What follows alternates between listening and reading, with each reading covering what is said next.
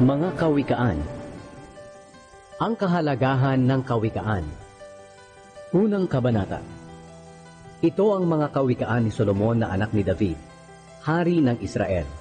Sa pamamagitan ng mga kawikaang ito, magkakaroon ka ng karunungan. Maitutuwid mo ang iyong ugali at mauunawaan mo ang mga aral na magbibigay sa iyo ng karunungan. Sa pamamagitan din ito'y magiging disiplinado ka dahil itinuturo nito ang matuwid na paraan ng pamumuhay, mabuting pag-uugali, paggawa ng tama, at pagiging makatarungan. Makapagbibigay ito ng karunungan sa mga walang kaalaman at sa kabata ay magtuturo ng tamang pagpapasya. Sa pakikinig nito, ang marunong ay lalong magiging marunong at ang may pinag-aralan ay magiging dalubhasa upang maunawaan nila ang kahulugan ng mga kawikaan, mga talinghaga at mga bugtong ng marurunong. Ang pagkatakot sa Panginoon na may paggalang ang simula ng karunungan. Ngunit sa hangal, walang halaga ang karunungan at ayaw niya maturuan upang maituwid ang kanyang pag-uugali. Payo sa pag-iwas sa masamang tao. Anak, dinggin mo ang turo at pagtutuwid sa iyong pag-uugali ng iyong mga magulang, dahil ito'y makapagbibigay sa iyo ng karangalan katulad ng koronang gawa sa bulaklak at makapagpapaganda katulad ng kwintas. Anak, huwag kang padadala sa panghihikayat ng mga taong makasalanan. Huwag kang sasama kapag sinabi nilang, "Halika, sumama ka sa amin." Mag-abang tayo ng sinumang papatayin kahit walang dahilan. Kahit nasa kasibulan pa ng kanilang buhay, patayin natin sila para matulad sila sa mga taong pumunta sa lugar ng mga patay. Makakakuha tayo sa kanila ng mga mamahaling ari-arian at pupunuin natin ang ating mga bahay ng ating mga nasamsam. Sige na, sumama ka na sa amin at paghahatian natin ang ating mga nasamsam. Anak, huwag kang sumama sa kanila. Iwasan mo sila, sapagkat mabilis sila sa paggawa ng masama at sa pagpatay ng tao. Walang kabuluhan ang paglalagay ng bitag kung ang ibong iyong huhulihin ay nakatingin. Alam ng ibon na mahuhuli siya, pero ang taong masasama, hindi nila alam na sila rin ang magiging biktima ng ginagawa nila. Ganyan ang mangyayari sa mga taong ang ari-arian ay nakuha sa masamang paraan. Mamamatay sila sa ganoon ding paraan.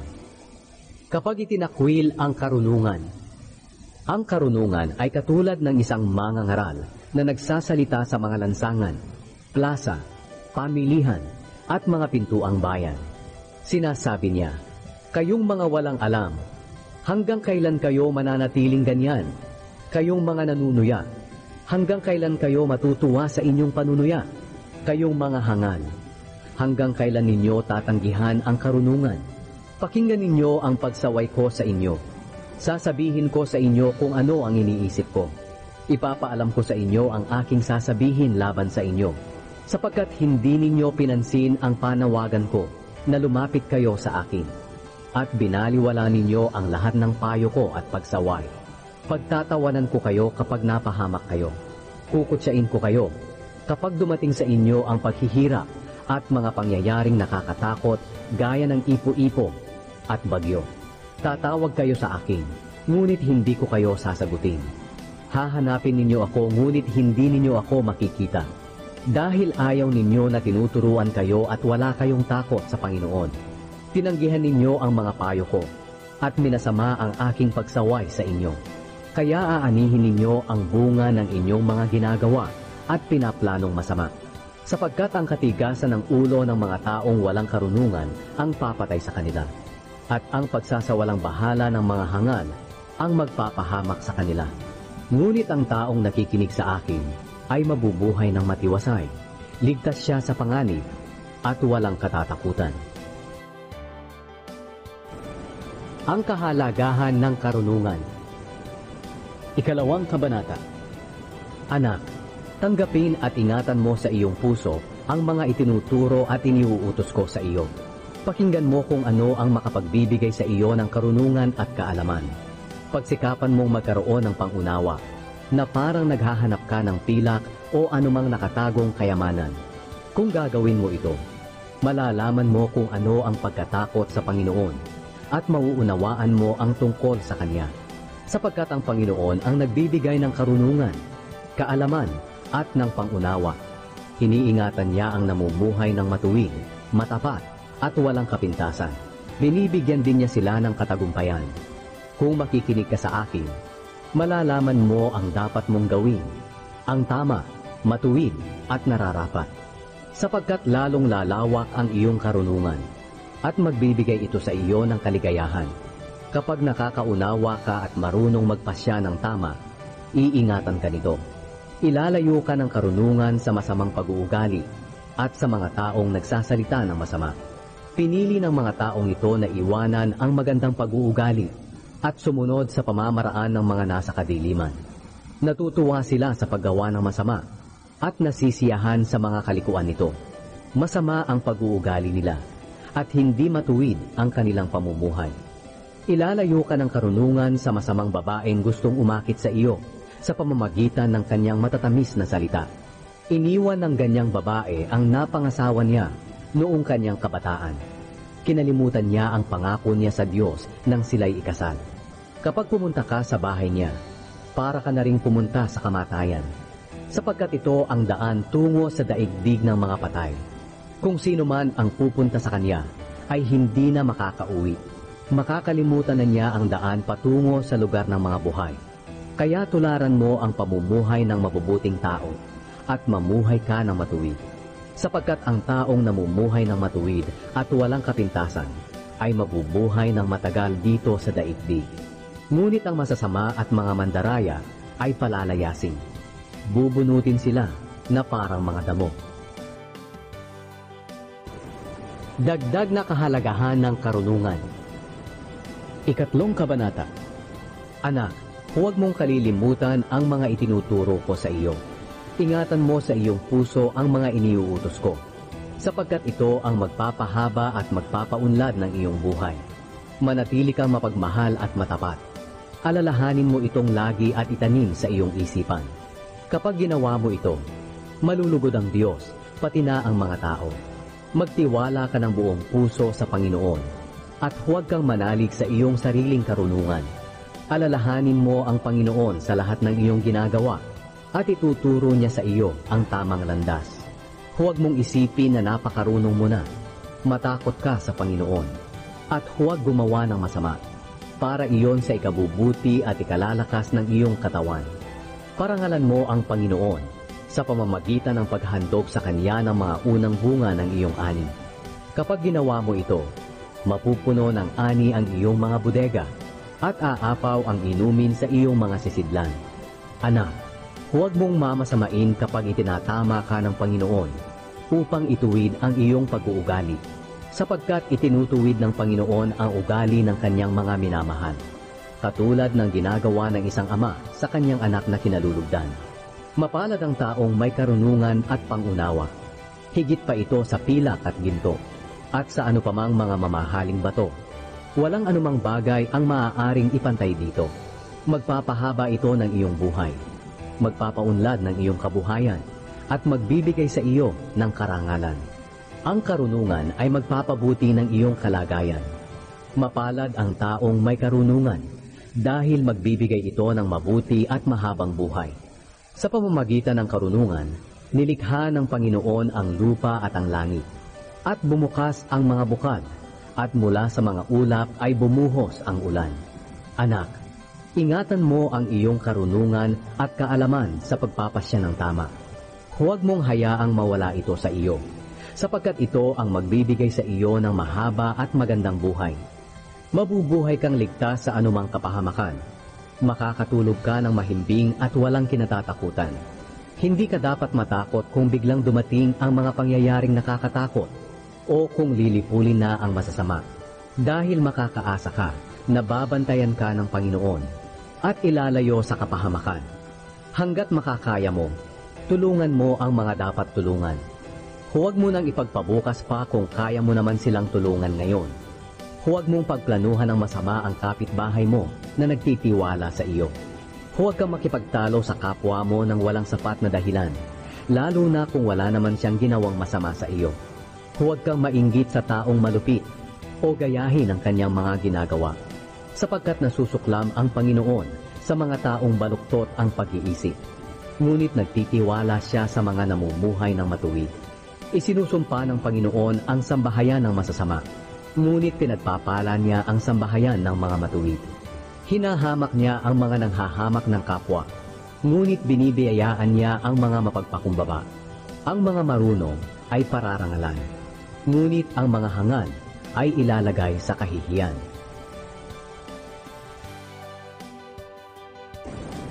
Ika-4 na kabanata. Mga anak, pakinggan ninyong mabuti ang mga pagtutuwid ng inyong ama sa inyong pag-uugali, upang lumawak ang inyong pangunawa.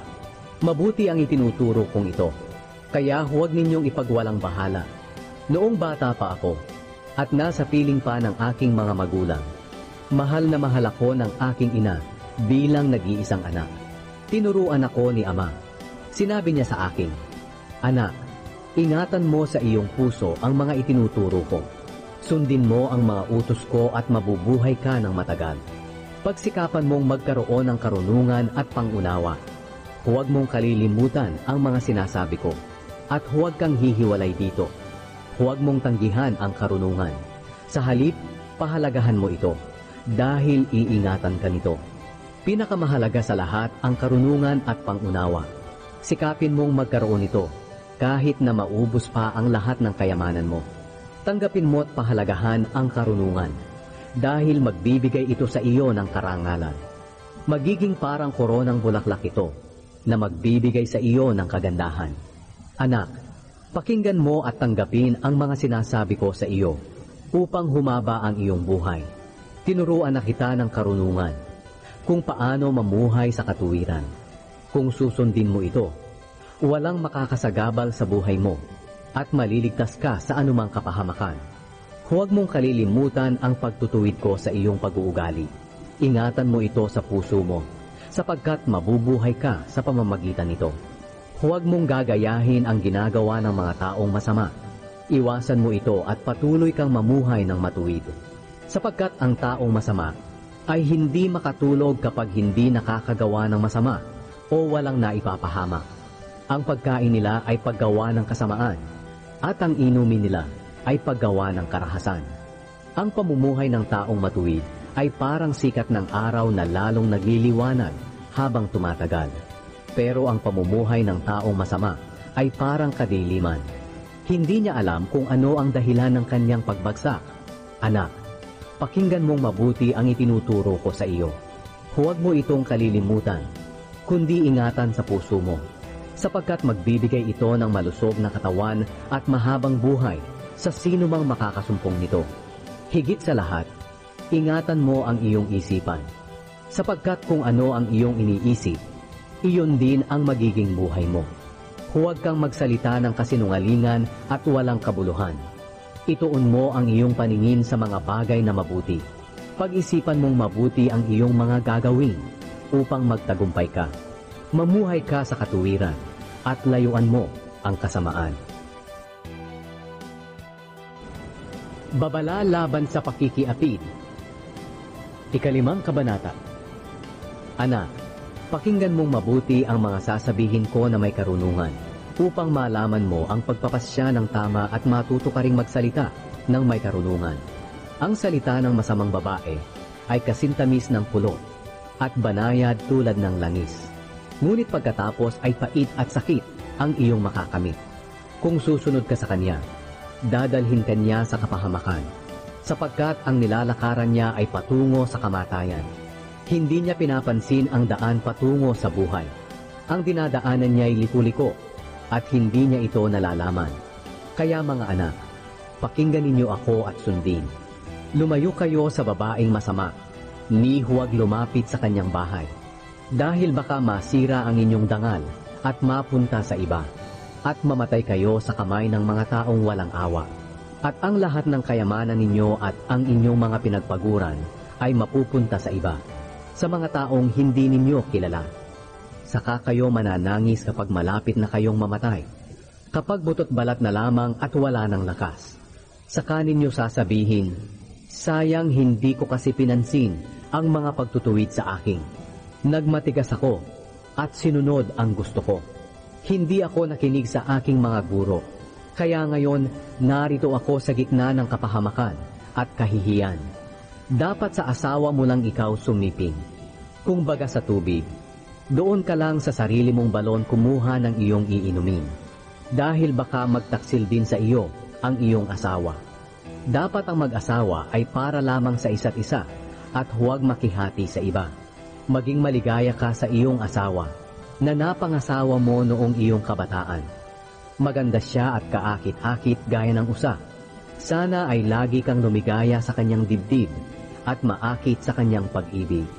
Anak, huwag kang paaakit sa malaswang babae o hipuin man ang kanyang dibdib, sapagkat nakikita ng Panginoon ang lahat ng iyong ginagawa. Saan ka man naroroon, tinitingnan ka niya. Ang masamang tao ay bihag ng kanyang kasamaan, para itong bitag na huhuli sa kanya. Maliligaw siya dahil sa kanyang kamangmangan, at mamamatay dahil ayaw niyang itinutuwid. Dagdag na babala. Ika-6 na kabanata. Anak, kapag nangako kang managot sa utang ng iba, at naipit ka sa pangakong iyon, ganito ang gawin mo, upang maayos ang pananagutan mo sa kanya. Puntahan mo siya at makiusap na pakawalan kanya sa iyong pananagutan. Huwag kang titigil na makiusap hanggang sa maging malaya ka, tulad ng isang ibon o usa na nakawala sa isang mangangaso. Kayong mga tamad, tingnan ninyo at pag-aralan ang pamumuhay ng mga langgam upang matuto kayo sa kanila. Kahit na walang namumuno at naguutos sa kanila, nag-iipon sila ng pagkain kapag tag-araw at panahon ng anihan, upang may makain sila pagdating ng tag-ulan. Kayong mga tamad, matutulog na lang ba kayo? Kailan kayo gigising? Kaunting tulog, kaunting pahinga, at ang paminsan-minsang paghalokip-kip ng mga kamay, at hindi ninyo mamamalayan, darating ang kahirapan na para kayong ninakawan ng tulisan. Ang taong walang kwenta at masama ay puro kasinungalingan ang sinasabi. Kumikindat at sumisenyas siya gamit ang kanyang mga kamay at paa para makumbinsi ang mga tao sa mga sinasabi niya. Ang puso niya ay puno ng pandaraya, laging nagbabalak na gumawa ng masama, at sa mga gulo siya ang nagpapasimula. Kaya biglang darating sa kanya ang kapahamakan, at hindi na siya matutulungan. May mga bagay na kinamumuhian ang Panginoon, ang pagmamataas, ang pagsisinungaling, ang pagpatay ng tao, ang pagpaplano ng masama, ang pagmamadaling gumawa ng masama, ang pagpapatotoo sa kasinungalingan, at pinag-aaway ang kanyang kapwa. Anak, sundin mo ang itinuturo at iniuutos ng iyong mga magulang. Itanim mo ito sa iyong isipan para hindi mo makalimutan. Ito ang magpapatnubay, mag-iingat at magpapaalala sa iyong pamumuhay, kahit ano pa ang iyong ginagawa. Sapagkat ang mga turo at utos ng iyong mga magulang ay katulad ng isang ilaw na tatanglaw sa iyo, at ang kanilang pagsaway sa iyo para ituwid ang ugali mo ay ikabubuti at ikahahaba ng buhay mo. Ilalayo ka rin ito sa masamang babaeng nakakaakit ang pananalita. Huwag kang magnanasa sa kanyang kagandahan. Huwag kang patutukso sa kanyang pang-aakit. Ang pakikipagsiping sa babaeng bayaran ay pwedeng bayaran sa halaga ng tinapay. Ngunit ang pakikipagsiping sa asawa ng iba ay pagbabayaran mo ng iyong buhay. Kung maglalaro ka ng apoy sa iyong kandungan, tiyak na masusunog ang damit mo. At kung tatapak ka sa baga, mapapaso ang mga paa mo. Kaya kapag sumiping ka sa asawa ng iba, magdurusa ka. Minsan nauunawaan ng mga tao ang taong nagnakaw dahil sa gutom. Ngunit pinagbabayad naman siya ng 7 beses ng kanyang ninakaw kapag nahuli, kahit maubos pa ang lahat ng pag-aari niya. Ang taong sumisiping sa asawa ng iba ay hangad. Sinisira lang niya ang kanyang sarili. Masasaktan siya at habang buhay na mapapahiya, sapagkat ang asawang seloso ay sobra kung magalit at maghihiganti siya ng walang awa. Kahit magkano pa ang ibayad, hindi niya ito tatanggapin. Ika-7 kabanata. Anak, sundin mo ang mga sinasabi ko sa iyo.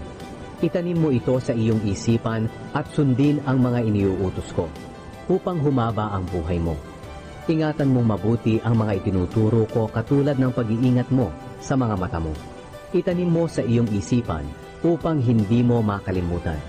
Ituring mo na parang kapatid na babae ang karunungan at ang pangunawa na parang isang malapit na kaibigan, sapagkat ilalayo ka nito sa masamang babaeng nakakaakit ang pananalita. Ang masamang babae.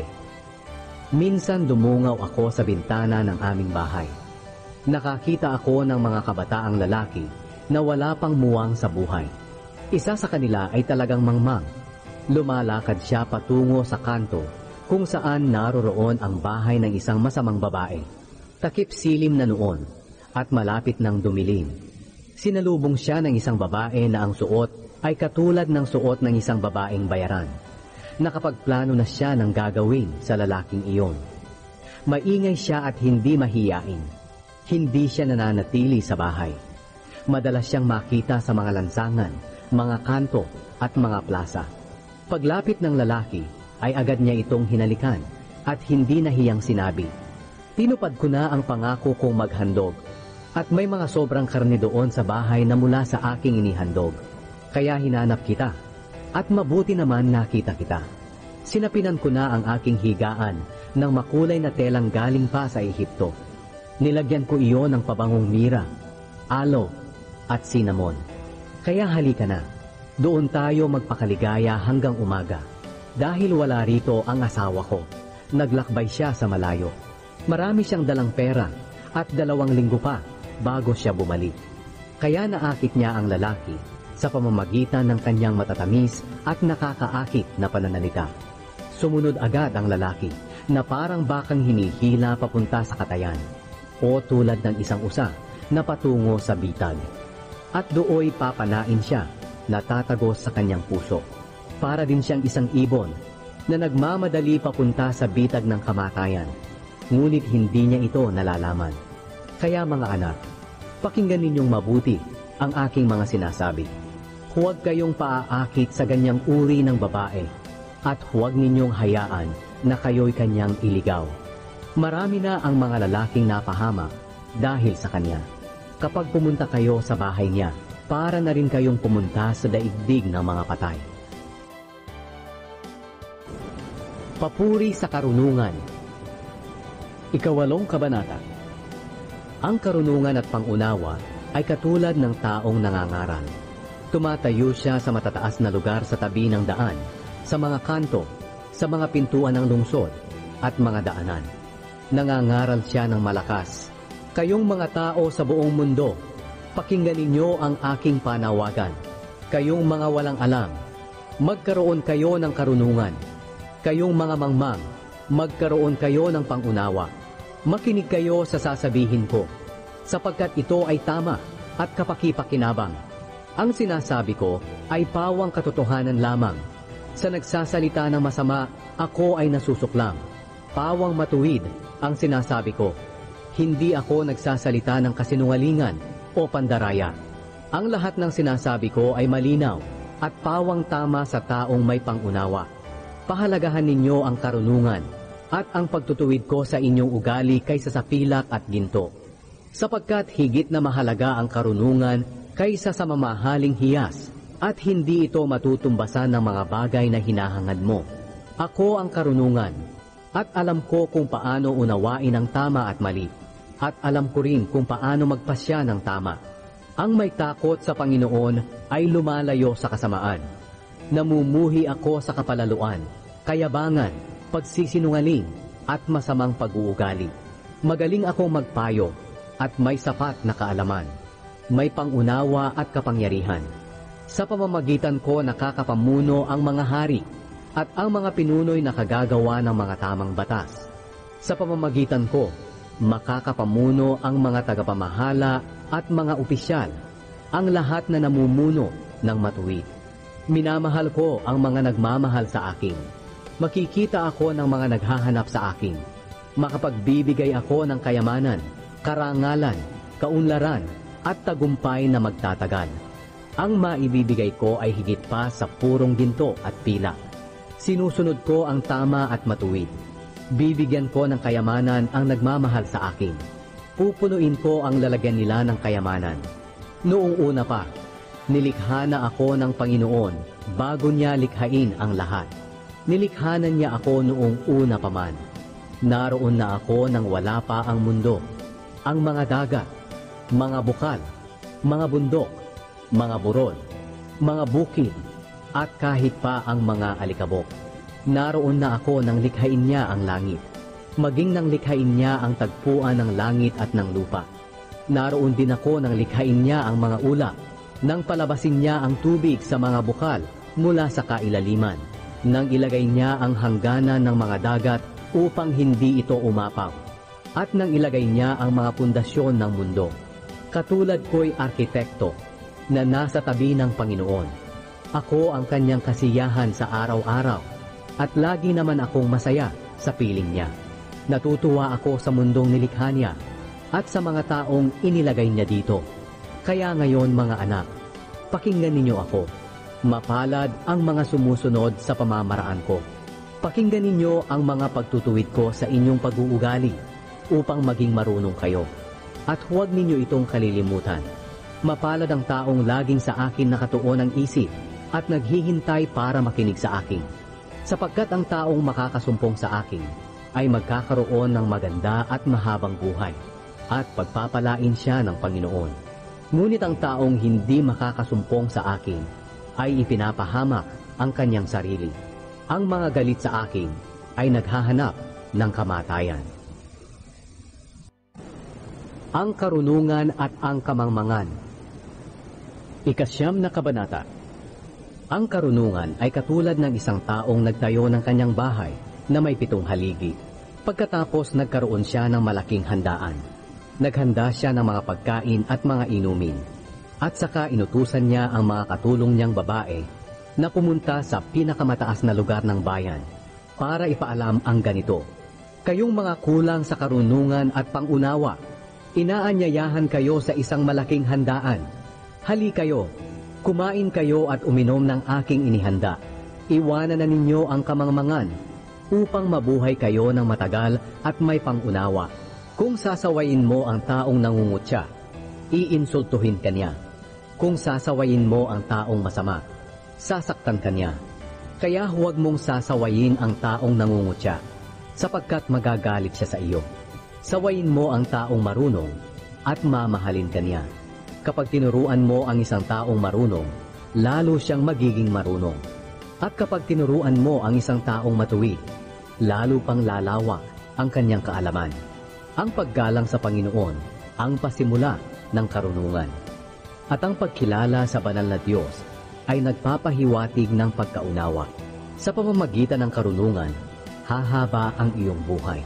Kung may karunungan ka, magdudulot ito sa iyo ng kabutihan. Ngunit magdurusa ka kung ito'y iyong tatanggihan. Ang kamangmangan ay katulad ng isang babaeng maingay, hindi marunong at walang nalalaman. Nakaupo siya sa pintuan ng kanyang bahay o sa upuan sa mataas na lugar sa lungsod at tinatawag ang mga dumadaan na papunta sa kanilang trabaho. Sabi niya, "Hali kayo rito, kayong mga walang karunungan." At sinabi pa niya sa walang pangunawa, "Mas masarap ang tubig na ninakaw at mas masarap ang pagkain na kinakain ng lihim." Ngunit hindi alam ng mga taong pumupunta sa kanya na sila ay mamamatay. Ang mga nakapunta na sa kanya ay naroon na sa libingan. Ang mga kawikaan ni Solomon. Ika-10 kabanata. Narito ang mga kawikaan ni Solomon. Ang anak na marunong ay ligaya ng magulang, ngunit ang anak na hangad ay nagbibigay ng kalungkutan. Ang kayamanang nakuha sa masamang paraan ay hindi makapagbibigay ng anumang kabutihan. Ngunit ang matuwid na pamumuhay ay makapagliligtas sa iyo sa kamatayan. Hindi hinahayaan ng Panginoon na magutom ang mga matuwid, ngunit ipinagkakait naman niya ang hangad ng mga masama. Nagpapahirap ang katamaran, ngunit ang kasipagan ay nagpapayaman. Ang nag-iimbak ng pagkain kapag anihan ay anak na marunong, ngunit ang anak na laging tulog kapag anihan ay kahiya-hiya. Ang taong matuwid ay pinagpapala, Ang bibig ng masamang tao ay nakakapinsala. Ang alaala ng taong matuwid ay mananatili magpakailanman. Ngunit ang masamang tao ay makakalimutan. Sumusunod sa mga utos ang taong marunong. Ngunit ang nagsasalita ng kamangmangan ay mawawasak. May kapayapaan ang taong namumuhay ng matuwid. Ngunit ang masama ang pamumuhay ay malalantad. Ang taong mandaraya ay gulo ang nililikha. At ang taong nagsasalita ng kamangmangan ay mapapahamak. Ang salita ng taong matuwid ay makatutulong sa buhay ng iba. Ngunit ang mga salita ng taong masama ay makapipinsala. Ang galit ay nagpapasimula ng kaguluhan. Ngunit ang pag-ibig ay nagpapatawad ng lahat ng kasalanan. Nagsasalita ng karunungan ang taong may pangunawa. Ngunit ang walang pangunawa ay nagsasalita tungo sa kanyang kapahamakan. Nagdadagdag ng kaalaman ang taong may karunungan. Ngunit ang mga hangal ay nagsasalita tungo sa kanyang kapahamakan. Seguridad ng mayaman ang kanyang kayamanan. Ngunit kapahamakan naman ng mahirap ang kanyang kahirapan. Ang gantimpala ng matuwid ay maganda at mahabang buhay. Ngunit ang gantimpala ng masama ay kaparusahan. Ang taong nakikinig sa pagtutuwid sa kanyang pag-uugali ay mapapabuti at hahaba ang buhay. Ngunit ang taong hindi nakikinig ay maliligaw ng landas. Ang nagkikimkim ng galit ay sinungaling, at ang naninira sa kanyang kapwa ay hangal. Ang taong masalita ay madaling magkasala. Ang tao namang marunong ay pinipigilan ng kanyang dila. Ang salita ng matuwid ay mahalaga tulad ng pila. Ngunit ang isip ng masama ay walang kabuluhan. Sa salita ng matuwid marami ang nakikinabang. Ngunit ang mga hangal ay mamamatay dahil walang pangunawa. Ang pagpapala ng Panginoon ay nagpapayaman at hindi niya ito dinadagdagan ng anumang kalungkutan. Ang kaligayahan ng hangal ay ang paggawa ng kasamaan. Ngunit ang kaligayahan ng nakakaunawa ay ang mamuhay ng may karunungan. Ang kinatatakutan ng taong masama ay mangyayari sa kanya. Ang hinahangad naman ng taong matuwid ay makakamit niya. Kapag dumating ang pagsubok sa buhay na parang bagyo, maglalaho ang taong masama. Ngunit mananatiling matatag ang taong matuwid. Ang tamad na kinukonsumi ang kanyang amo ay gaya ng suka na nakakangilo at ng usok na nakakaluha. Ang may paggalang sa Panginoon ay hahaba ang buhay. Ngunit ang taong masama ay iigsi ang buhay. Ang pag-asa ng matuwid ay magbibigay ng kaligayahan. Ngunit ang pag-asa ng masama ay walang katuparan. Ang pagsunod ng matuwid sa pamamaraan ng Panginoon ay mag-iingat sa Kanya. Ngunit ang mga suwain, dito ay mapapahamak. Ang matuwid ay hindi paaalisin sa kanyang lupain. Ngunit ang masama ay paaalisin. Ang bibig ng matuwid ay puno ng karunungan. Ngunit ang dila ng sinungaling ay puputulin.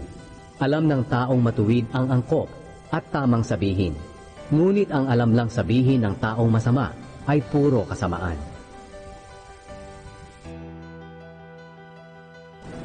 Ikalabing-isang kabanata. Kinasusuklaman ng Panginoon ang nandaraya sa timbangan, ngunit ang nagtitimbang ng tama ay kanyang kinalulugdan. Ang taong mayabang ay madaling mapahiya, ngunit may karunungan ang taong mapagpakumbaba. Ang pamumuhay ng may katapatan ang gagabay sa taong matuwid. Ngunit ang taong mandaraya ay mapapahamak dahil hindi tama ang kanyang pamumuhay. Ang kayamanan ay hindi makakatulong sa araw ng paghuhukom. Ngunit ang matuwid na pamumuhay ay magliligtas sa iyo sa kamatayan. Ang matuwid at walang kapintasang pamumuhay ay makapagpapagaan ng buhay. Ngunit ang masamang pamumuhay ay maghahatid ng kapahamakan. Ang pamumuhay ng taong matuwid ang magliligtas sa kanya. Ngunit ang hangad ng taong mandaraya ang magpapahamak sa kanya. Kapag namatay ang taong masama, pag-asa niya ay mawawala, at ang kanyang mga inaasahan ay mawawalan ng kabuluhan. Inililigtas ng Diyos sa kahirapan ang matuwid, ngunit ang masama ay kanyang pinapabayaan. Sinisira ng hindi makadiyos ang kapwa niya sa pamamagitan ng kanyang mga salita. Ang taong matuwid ay maililigtas ng kanyang kaalaman. Kapag ang matuwid ay pinagpapala, mga tao'y sumisigaw sa tuwa. At kapag ang masama ay napapahamak, ganoon din ang kanilang ginagawa. Umuunlad ang isang bayan sa pagpapala ng mga mamamayang matuwid. Subalit nawawasak ito sa pamamagitan ng salita ng masama. Ang taong walang pangunawa ay kinukutya ang kapwa. Ngunit ang taong may pangunawa ay hindi nangungutya. Ang mga taong madaldal ay nagsisiwalat ng sekreto ng iba. Ngunit ang taong mapagkakatiwalaan ay nakakapagtago ng sekreto ng iba. Babagsak ang bansa kung ang namumuno nito ay walang gumagabay. Ngunit kung maraming tagapayo, tiyak ang tagumpay. Delikado ang mangakong managot sa utang ng iba. Kaya iwasan itong gawin upang hindi ka magkaproblema. Ang babaeng maganda ang ugali ay nag-aani ng karangalan. Ngunit ang taong marahas ay magaling lang sa pag-angkin ng kayamanan. Ang taong tamad ay maghihirap, ngunit ang taong masipag ay yayaman. Kung mabait ka, para iyon sa iyong kabutihan. Ngunit kung malupit ka, para iyon sa iyong kapahamakan. Ang masamang tao ay hindi tatanggap ng tunay na gantimpala. Ngunit ang gumagawa ng matuwid ay tatanggap ng tunay na gantimpala. Ang taong gumagawa ng matuwid ay patuloy na mabubuhay. Ngunit ang taong gumagawa ng masama ay mamamatay. Kasuklam-suklam sa Panginoon ang pag-iisip ng masama. Ngunit ang buhay na matuwid ay kalugod-lugod sa Kanya. Ang taong masama, tiyak na parurusahan. Ngunit ang matuwid ay makakaligtas. Ang magandang babaeng hindi marunong magpasya ay parang isang gintong singsing sa nguso ng baboy. Ang ninanais ng matuwid ay pawang kabutihan. Ngunit ang ninanais ng masama ay nagdudulot ng kaguluhan. Ang mga taong mapagbigay ay lalong yumayaman. Ngunit ang mga taong sakim ay hahantong sa kahirapan. Ang taong mapagbigay ay magtatagumpay sa buhay. Ang taong tumutulong ay tiyak na tutulungan. Isinusumpa ang taong nagtatago ng paninda para maitinda ito kapag mataas na ang presyo. Ngunit pinupuri ang taong hindi nagtatago ng paninda. Ang taong naghahanap ng kabutihan ay makakatagpo nito. Ngunit ang taong naghahanap ng gulo ay makakatagpo rin ng gulo. Mabibigo ang taong nagtitiwala sa kanyang kayamanan. Ngunit ang taong matuwid ay lalago na parang sariwang halaman. Ang mga hangal na nagdadala ng gulo sa sariling tahanan ay walang mamanahin sa huli. Magiging alipin lang sila ng mga taong may karunungan. Ang ginagawa ng mga taong matuwid ay makakatulong sa iba upang mapabuti at mapahaba ang kanilang buhay. At madadala niya ang mga tao sa pamamagitan ng kanyang karunungan. Ang mga ginagawa ng mga taong matuwid dito sa mundo ay ginagantihan ng kabutihan. Gayon din sa makasalanan at hindi kumikilala sa Diyos. Ganti sa kanila ay kaparusahan. 12 kabanata. Ang taong tumatanggap ng pagtutuwid sa kanyang pag-uugali ay nagnanais ng karunungan. Ngunit ang taong ayaw tumanggap ay hangal. Ang mabuting tao ay kinalulugdan ng Panginoon. Ngunit ang taong nagpaplano ng masama ay kanyang pinarurusahan. Ang taong gumagawa ng masama ay walang katatagan. Ngunit ang taong matuwid ay matatag tulad ng isang punong kahoy na malalim ang ugat. Ang mabuting may bahay ay kasiyahan at karangalan ng kanyang asawa. Ngunit parang kanser sa buto ang nakakahiyang asawa. Ang iniisip ng taong matuwid ay tama. Ngunit ang mga payo ng taong masama ay pandaraya. Ang salita ng taong masama ay nakamamatay. Ngunit ang salita ng taong matuwid ay nakapagliligtas.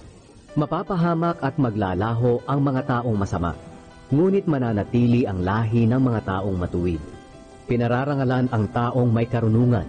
Ngunit hinahamak ang taong masama ang kaisipan. Mas mabuti ang taong simple pero kayang magbayad ng katulong kaysa sa taong nagkukunwaring mayaman, ngunit kahit makain ay wala naman. Ang taong matuwid ay mabait sa kanyang mga alagang hayop, ngunit ang taong masama ay malupit at walang awa sa kanyang mga hayop.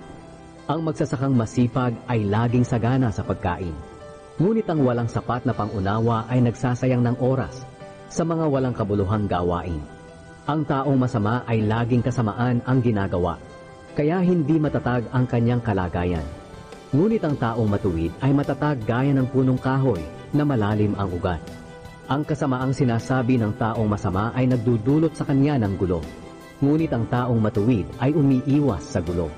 Ang bawat isa ay tatanggap ng gantimpala ayon sa kanyang sinabi o ginawa. Ang akala ng hangal ay palagi siyang tama, ngunit ang taong marunong ay nakikinig sa payo.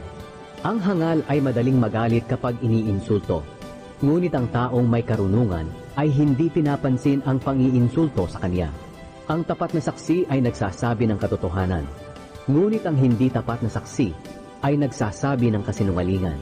Ang pabigla-biglang salita ay nakakasugat ng damdamin, ngunit ang magandang salita ay nagpapagaling. Ang katotohanan ay mananatili kailanman, ngunit hindi magtatagal ang kasinungalingan. Pandaraya ang nasa puso ng mga taong nagbabalak ng masama, ngunit kagalakan ang nasa puso ng mga taong nagbabalak ng mabuti. Walang mangyayaring masama sa taong matuwid, ngunit sa masama, pawang kaguluhan ang mararanasan. Nasusuklam ang Panginoon sa mga nagsasabi ng kasinungalingan, ngunit nalulugod siya sa nagsasabi ng katotohanan.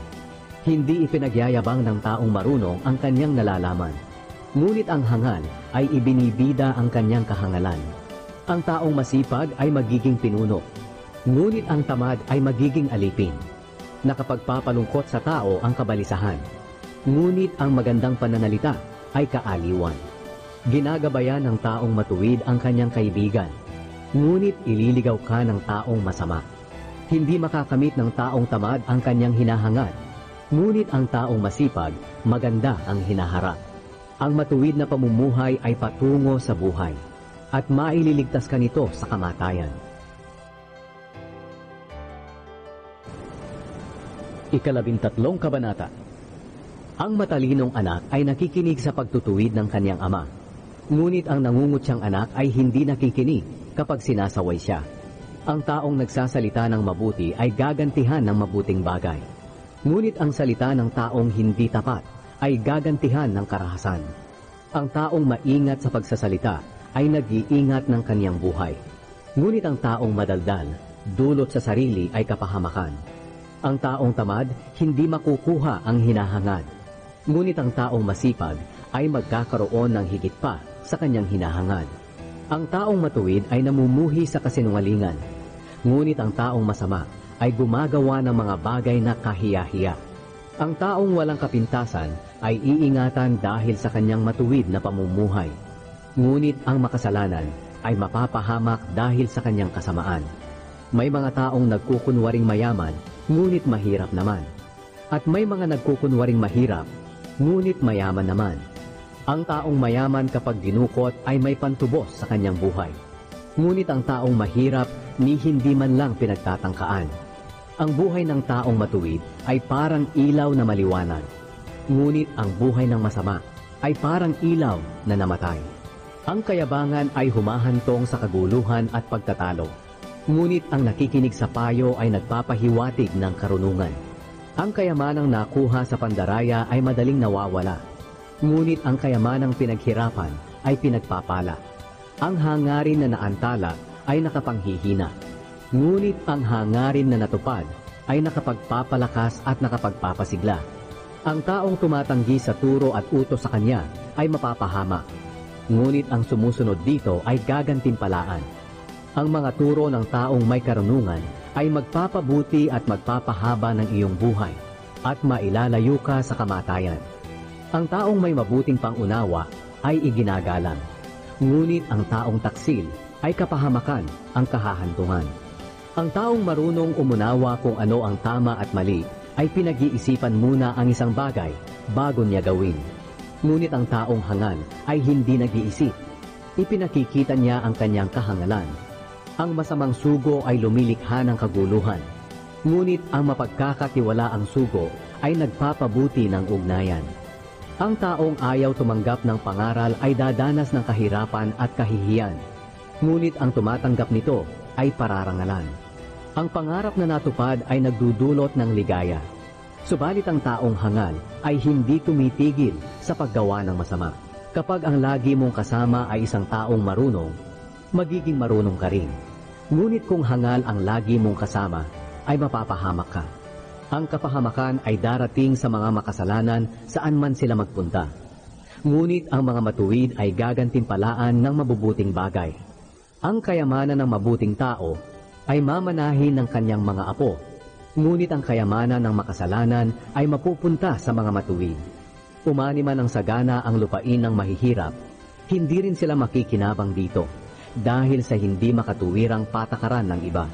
Ang mapagmahal na magulang ay nagdidisiplina ng kanyang anak, sapagkat kung mahal mo ang iyong anak, itutuwid mo ang kanyang ugali. Ang taong matuwid ay makakakain ng sapat, ngunit ang masasama ay magugutom.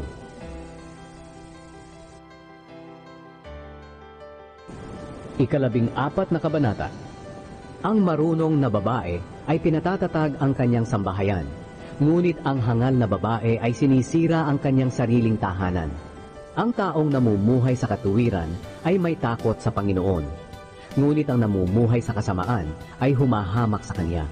Ang salita ng hangal ang magpapasama sa kanya, ngunit ang salita ng marunong ang mag-iingat sa kanya. Kapag wala kang hayop na pang-araro, wala kang aanihin.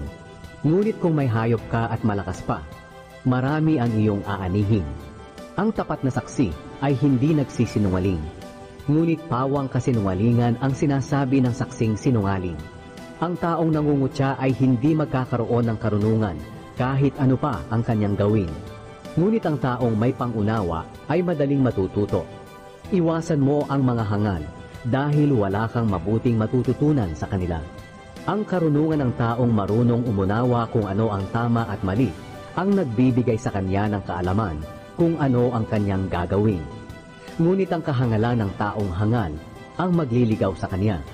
Baliwala sa mga hangal ang makagawa ng kasalanan. Ngunit ang taong matuwid ay gustong maging kalugod-lugod sa Diyos. Ikaw lamang ang nakakaalam ng iyong kabiguan at kagalakan. Mawawasak ang tahanan ng taong masama, ngunit uunlad ang tahanan ng taong matuwid.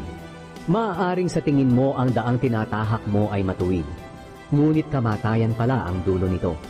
Maaaring maitago ang kalungkutan sa pamamagitan ng pagtawa, ngunit pagkatapos ng kasiyahan, nariyan pa rin ang kalungkutan. Ang tao ay tatanggap ng nararapat sa kanya kung ano ang ginawa niya, mabuti man o masama.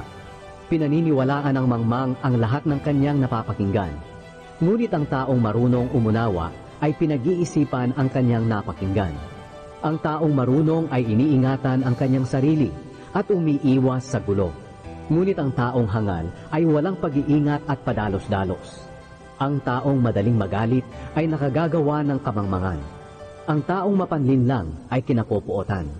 Makikita ang kamangmangan sa taong walang alam. Ngunit makikita ang karunungan sa taong nakakaunawa kung ano ang mabuti at masama. Ang taong masama ay yuyuko sa taong matuwid at magsusumamo na siya ay kahabagan. Ang mga mahirap kadalasan ay hindi kinakaibigan kahit ng kanyang kapitbahay. Ngunit ang mga mayaman ay maraming kaibigan.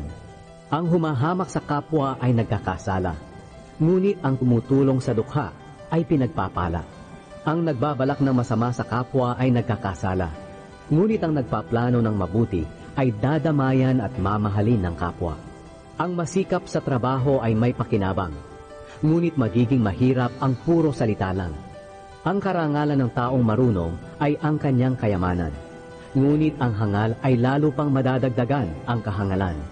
Ang tapat na saksi ay nagliligtas ng buhay, ngunit taksil ang saksing sinungaling. Ang taong may takot sa Panginoon ay may kasiguraduhan at siya ang kanlungan ng kanyang sambahayan. Ang pagkatakot sa Panginoon ay magpapabuti at magpapahaba ng iyong buhay at maglalayo sa iyo sa kamatayan. Ang kapangyarihan ng isang hari ay nasa dami ng kanyang nasasakupan. Ngunit kung walang tauhan, tiyak ang kanyang kapahamakan. Ang mapagpasensya ay masigit ang karunungan. Ngunit ang madaling magalit ay nagpapakita ng kahangalan. Ang payapang isipan ay nagpapalusog ng katawan. Ngunit ang pagkainggit ay tulad ng kanser sa buto. Ang nangaapi ng mahihirap ay hinahamak ang Diyos na lumikha sa kanila. Ngunit ang nahahabag sa mahihirap ay pinararangalan ang Diyos. Mapapahamak ang masama dahil sa kanyang masamang gawain. Ngunit ang mga matuwid ay iingatan dahil sa kanilang pagkamakadiyos. Ang karunungan ay nasa isip ng taong may pangunawa, Ngunit ang mangmang ay walang nalalamang kahit ano tungkol sa karunungan. Ang matuwid na pamumuhay ng mamamayan ay nagpapaunlad ng kanilang bansa. Ngunit kung sila ay magkasala, mapapahiya ang kanilang bansa. Sa matalinong lingkod, ang hari ay nalulugod. Ngunit sa hangal na lingkod, siya ay napupuot.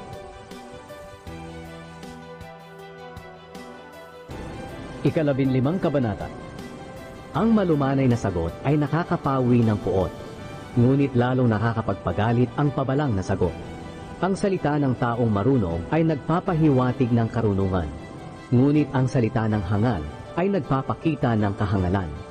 Nakikita ng Panginoon ang lahat ng lugar. Minamasdan niya ang ginagawa ng masasama at ng mga matuwid. Ang malumanay na pananalita ay nakapagpapasigla ng kalooban ng tao, ngunit ang masakit na salita ay nakakasugat ng puso. Hindi pinapansin ng taong hangal ang pagtutuwid ng kanyang ama, ngunit ang taong marunong sumusunod sa mga paalala sa kanya. Dadami ang kayamanan sa tahanan ng mga matuwid, ngunit anumang pag-aari ng masasama ay mawawala. Ikinakalat ng marunong ang kanyang karunungan, ngunit hindi ito magawa ng mangmang. Kasuklam-suklam sa Panginoon ang handog ng masasama, ngunit kalugod-lugod sa kanya ang panalangin ng mga matuwid. Kinamumuhian ng Panginoon ang taong ang gawain ay masama, ngunit ang taong nagsusumikap na gumawa ng matuwid ay minamahal niya. Minamasama ng taong naliligaw ng landas kapag itinutuwid siya. Ang taong umaayaw sa mga pagtutuwid ay mamamatay. Kung alam ng Panginoon ang nangyayari sa daigdig ng mga patay, lalo namang alam niya ang nasa puso ng mga buhay. Ang taong nangungutya ay ayaw ng sinasaway. Ayaw ding tumanggap ng payo mula sa taong may karunungan. Kapag ang tao ay masaya, nakangiti siya. Ngunit kapag ang tao ay malungkot, mukha niya ay nakasimangot. Ang taong may pangunawa ay naghahangad pa ng karunungan. Ngunit ang taong hangal ay naghahangad pa ng kahangalan. Ang buhay ng mga dukha ay palaging mahirap. Ngunit kung makokontento lang sila, ay palagi silang magiging masaya. Mas mabuti pang maging mahirap na may takot sa Panginoon, kaysa maging mayaman na ang buhay ay puno ng kaguluhan. Mas mabuti pa ang mag-ulam ng kahit gulay lang, pero may pagmamahalan, kaysa sa mag-ulam ng karne, pero may alitan. Ang taong mainitin ng ulo ay nagpapasimula ng gulo, ngunit ang taong mahinahon ay tagapamayapa ng gulo. Kung ikaw ay tamad, buhay mo ay maghihirap. Ngunit kung ikaw ay masipag, buhay mo ay uunlad. Ang anak na marunong ay ligaya ng magulang, ngunit ang anak na hangal ay hinahamak ang magulang. Ang taong walang pangunawa ay nagagalak sa kamangmangan, ngunit ang may pangunawa ay namumuhay ng matuwid. Mabibigo ka kapag hindi ka humihingi ng payo tungkol sa iyong mga pinaplano. Ngunit kapag marami kang tagapayo, magtatagumpay ang mga plano mo. Nagagalak ang tao kapag akma ang sagot niya. Mas nagagalak siya kung nakakasagot siya sa tamang pagkakataon.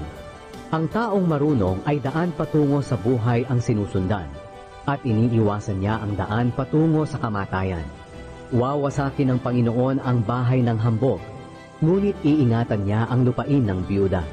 Kinasusuklaman ng Panginoon ang iniisip ng masasamang tao, ngunit nagagalak siya sa iniisip ng mga taong may malinis na puso.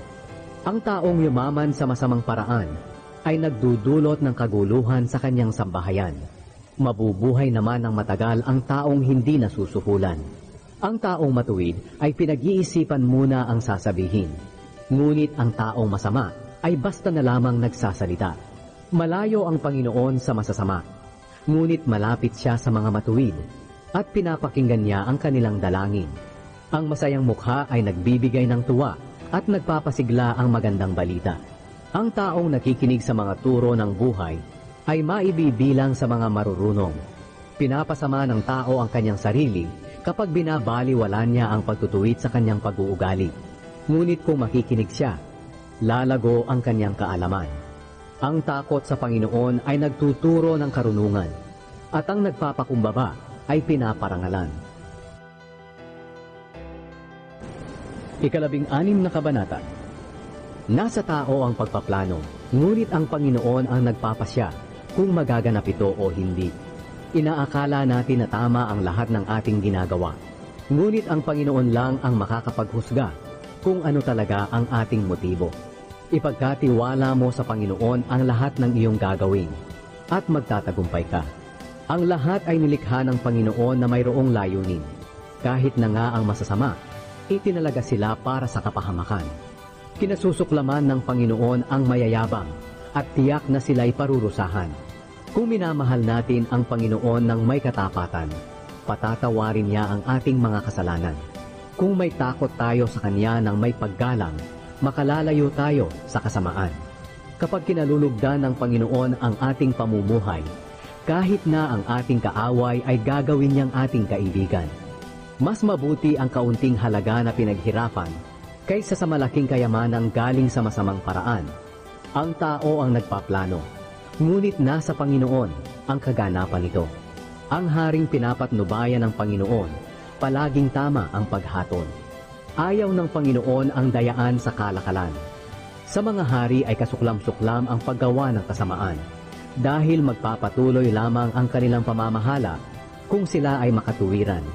Nalulugod ang mga hari sa mga taong hindi nagsisinungaling. Minamahal nila ang mga taong nagsasabi ng katotohanan. Kapag ang hari ay nagalit, maaaring may masawi. Kaya sinisikap ng taong marunong na malugod ang hari. Hindi pinapatay ng hari ang taong sa kanya ay kalugod-lugod. Pinakikitaan niya ito ng kabutihan, gaya ng ulan sa panahon ng tagsibol. Higit na mabuti ang magkaroon ng karunungan at pangunawa, kaysa sa magkaroon ng pilak at ginto. Ang namumuhay ng matuwid ay lumalayo sa kasamaan, at ang nag-iingat ng kanyang sarili ay nalalayo sa kapahamakan. Ang kayabangan ay humahantong sa kapahamakan, at ang nagmamataas ay ibabagsak. Higit na mabuti ang mamuhay ng may pagpapakumbaba kasama ang mahihirap, kaysa sa mamuhay kasama ng mayayabang at makibahagi sa kanilang pinagnakawan. Ang taong nakikinig kapag tinuturuan ay uunlad, at ang taong nagtitiwala sa Panginoon ay mapalad. Ang marunong ay kinikilalang may pangunawa, at kung siya ay magaling magsalita, marami ang matututo sa kanya. Kapag may karunungan ka, buhay mo'y bubuti at hahaba. Ngunit kung hangal ka, parurusahan ka dahil sa iyong kahangalan. Ang taong marunong ay nag-iingat sa kanyang mga sinasabi, kaya natututo ang iba sa kanya. Ang matatamis na salita ay parang pulot-pukyutan, nakakapagpasaya at nakakapagpasigla ng katawan. Maaaring iniisip mo na nasa tamang daan ka, ngunit ang dulo pala nito ay kamatayan. Ang kagutuman ang nagtutulak sa tao na magtrabaho. Ang taong masama ay nag-iisip ng kasamaan, at ang bawat sabihin niya ay parang apoy na nakakapasok. Ang taong nanlilibak ng kapwa ay nagsisimula ng away, at ang matalik na magkaibigan ay kanyang pinaghihiwalay. Ang taong nabubuhay sa karahasan ay nanghihikayat ng kanyang kapwa sa kasamaan. Mag-ingat sa taong ngingiti-ngiti at kikindat-kindat, dahil maaaring masama ang kanyang binabala. Ang katandaan ay tanda ng karangalan na matatanggap ng taong namumuhay sa katuwiran. Higit na mabuti ang taong mapagpasensya kaysa sa taong makapangyarihan. Higit na mabuti ang taong nakakapagpigil sa sarili kaysa sa taong nakakasakop ng isang lungsod. Nagpapalabunutan ang mga tao upang malaman kung ano ang kanilang gagawin, ngunit nasa Panginoon ang kapasyahan. 17 Kabanata. Ang kaunting pagkain na pinagsasaluhan ng may kapayapaan ay higit na mabuti kaysa sa maraming pagkain, ngunit may alitan. Pamumunuan ng marunong na lingkod ang nakakahiyang anak ng kanyang amo, at sa kanilang mamanahin makakabahagi pa ito. Sinusubok ng Panginoon ang puso ng tao katulad ng pilak at ginto, na sinusubok sa apoy kung ito ay tunay o hindi. Ang taong masama ay gustong makinig sa kapwa niya masama, at ang taong sinungaling ay gustong makinig sa kapwa niya sinungaling. Ang kumukot siya sa mahihirap ay inaalipusta ang kanyang manlilikha. Ang taong nagagalak sa kapahamakan ng iba ay parurusahan. Karangalan ng mga lolo't lola ang kanilang mga apo. Gayon din naman, karangalan ng mga anak ang kanilang mga magulang. Hindi bagay sa hangal ang magsalita ng mabuti, at lalong hindi bagay sa isang namumuno ang magsinungaling. Sa tingin ng iba, ang suhol ay parang salamangka na magagawa ang kahit anumang bagay. Kung patatawarin mo ang kasalanan ng iyong kaibigan, mananatili ang inyong samahan. Ngunit kung patuloy mong uungkatin ang kanyang kasalanan, masisira ang inyong pagkakaibigan. Sa isang saway lang, natututo ang taong may pangunawa. Ngunit ang taong mangmang ay hindi natututo, hampasin mo man ng walang awa. Laging naghahanap ng gulo ang taong masama, kaya ipapadala laban sa kanya ang isang taong malupit na magpaparusa sa kanya. Mas mabuti pang masalubong mo ang isang osong inagawa ng anak, kaysa sa hangal na gumagawa ng kahangalan. Kapag kasamaan ang iginanti mo sa kabutihang ginawa sa iyo, palaging may masamang mangyayari sa sambahayan mo. Ang simula ng away ay katulad ng butas sa isang dike. Kailangang tapalan bago lumaki. Kasuklam-suklam sa Panginoon ang taong nagpaparusa sa taong walang kasalanan o nagpapalaya sa taong may kasalanan. Walang kabuluhang pag-aralin ang taong hangal, sapagkat hindi naman niya hinahangad ang matuto. Ang kaibigan ay nagmamahal sa lahat ng panahon, at nagkaroon tayo ng kapatid upang sa kagipitan ay tumulong. Ang taong nangakong managot sa utang ng iba ay kulang sa karunungan. Ang taong gusto ng kasalanan ay gusto rin ng kaguluhan, at ang taong mayabang ay naghahanap ng kapahamakan. Hindi uunlad ang taong baluktot ang pag-iisip, at ang taong sinungaling ay dadanas ng kasawian. Ang anak na hangal ay nagdudulot ng kalungkutan at kabiguan sa magulang. Ang pagiging masayahin ay parang gamot na nakabubuti sa katawan. Ngunit ang pagiging malungkutin ay nagpapahina ng katawan. Ang taong masama ay tumatanggap ng suhol upang ipagkait ang makatarungang hatol. Ang taong may pangunawa ay naghahangad pa ng karunungan. Ngunit ang isip ng mangmang ay pag-alagala.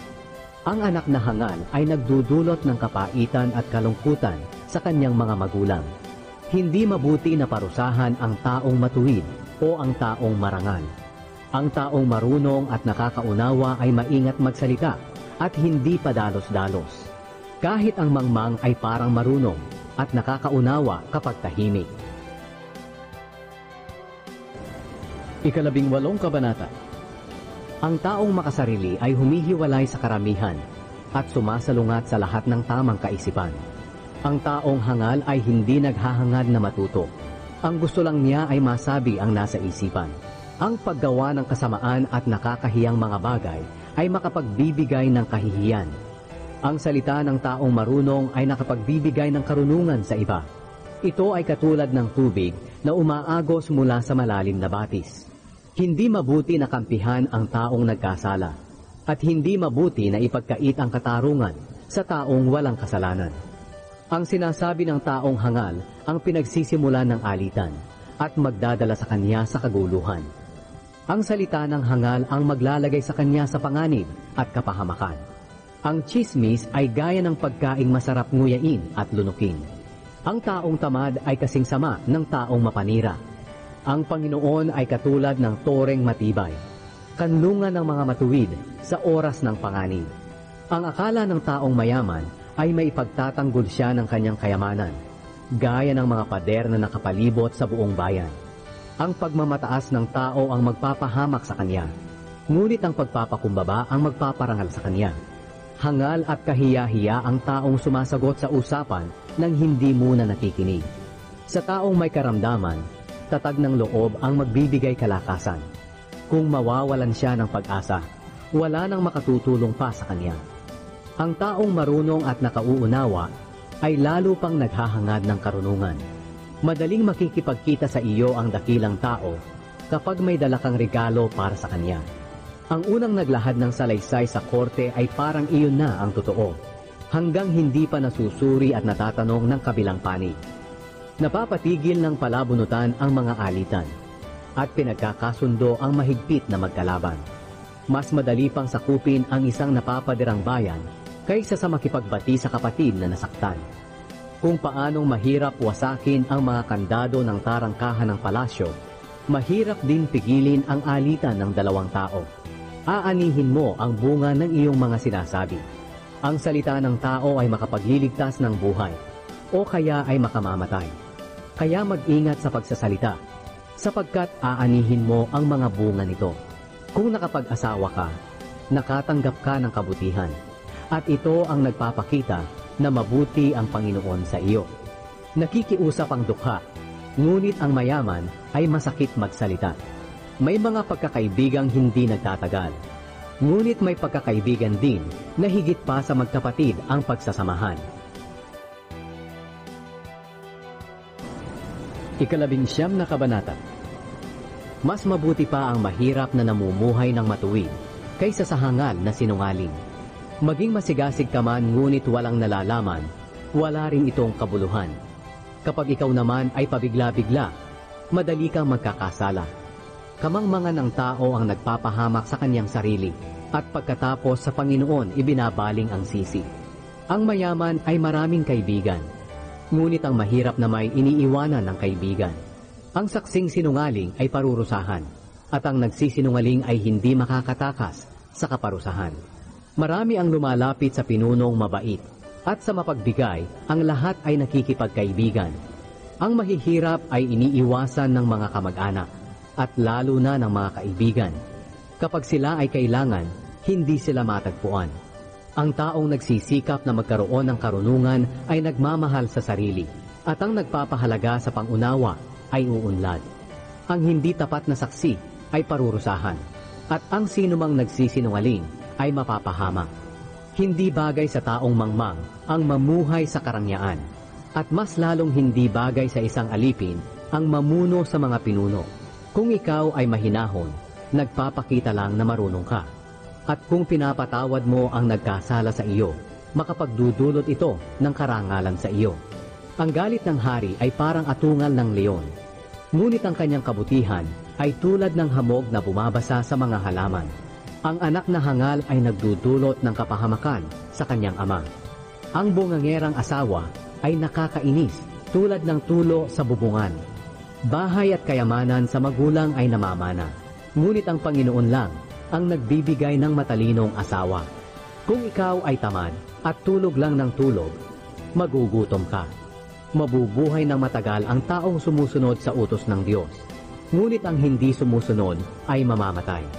Kapag tumutulong ka sa mahirap, para kang nagpapautang sa Panginoon, dahil ang Panginoon ang magbabayad sa iyo. Ituwid mo ang iyong anak habang may panahon pa.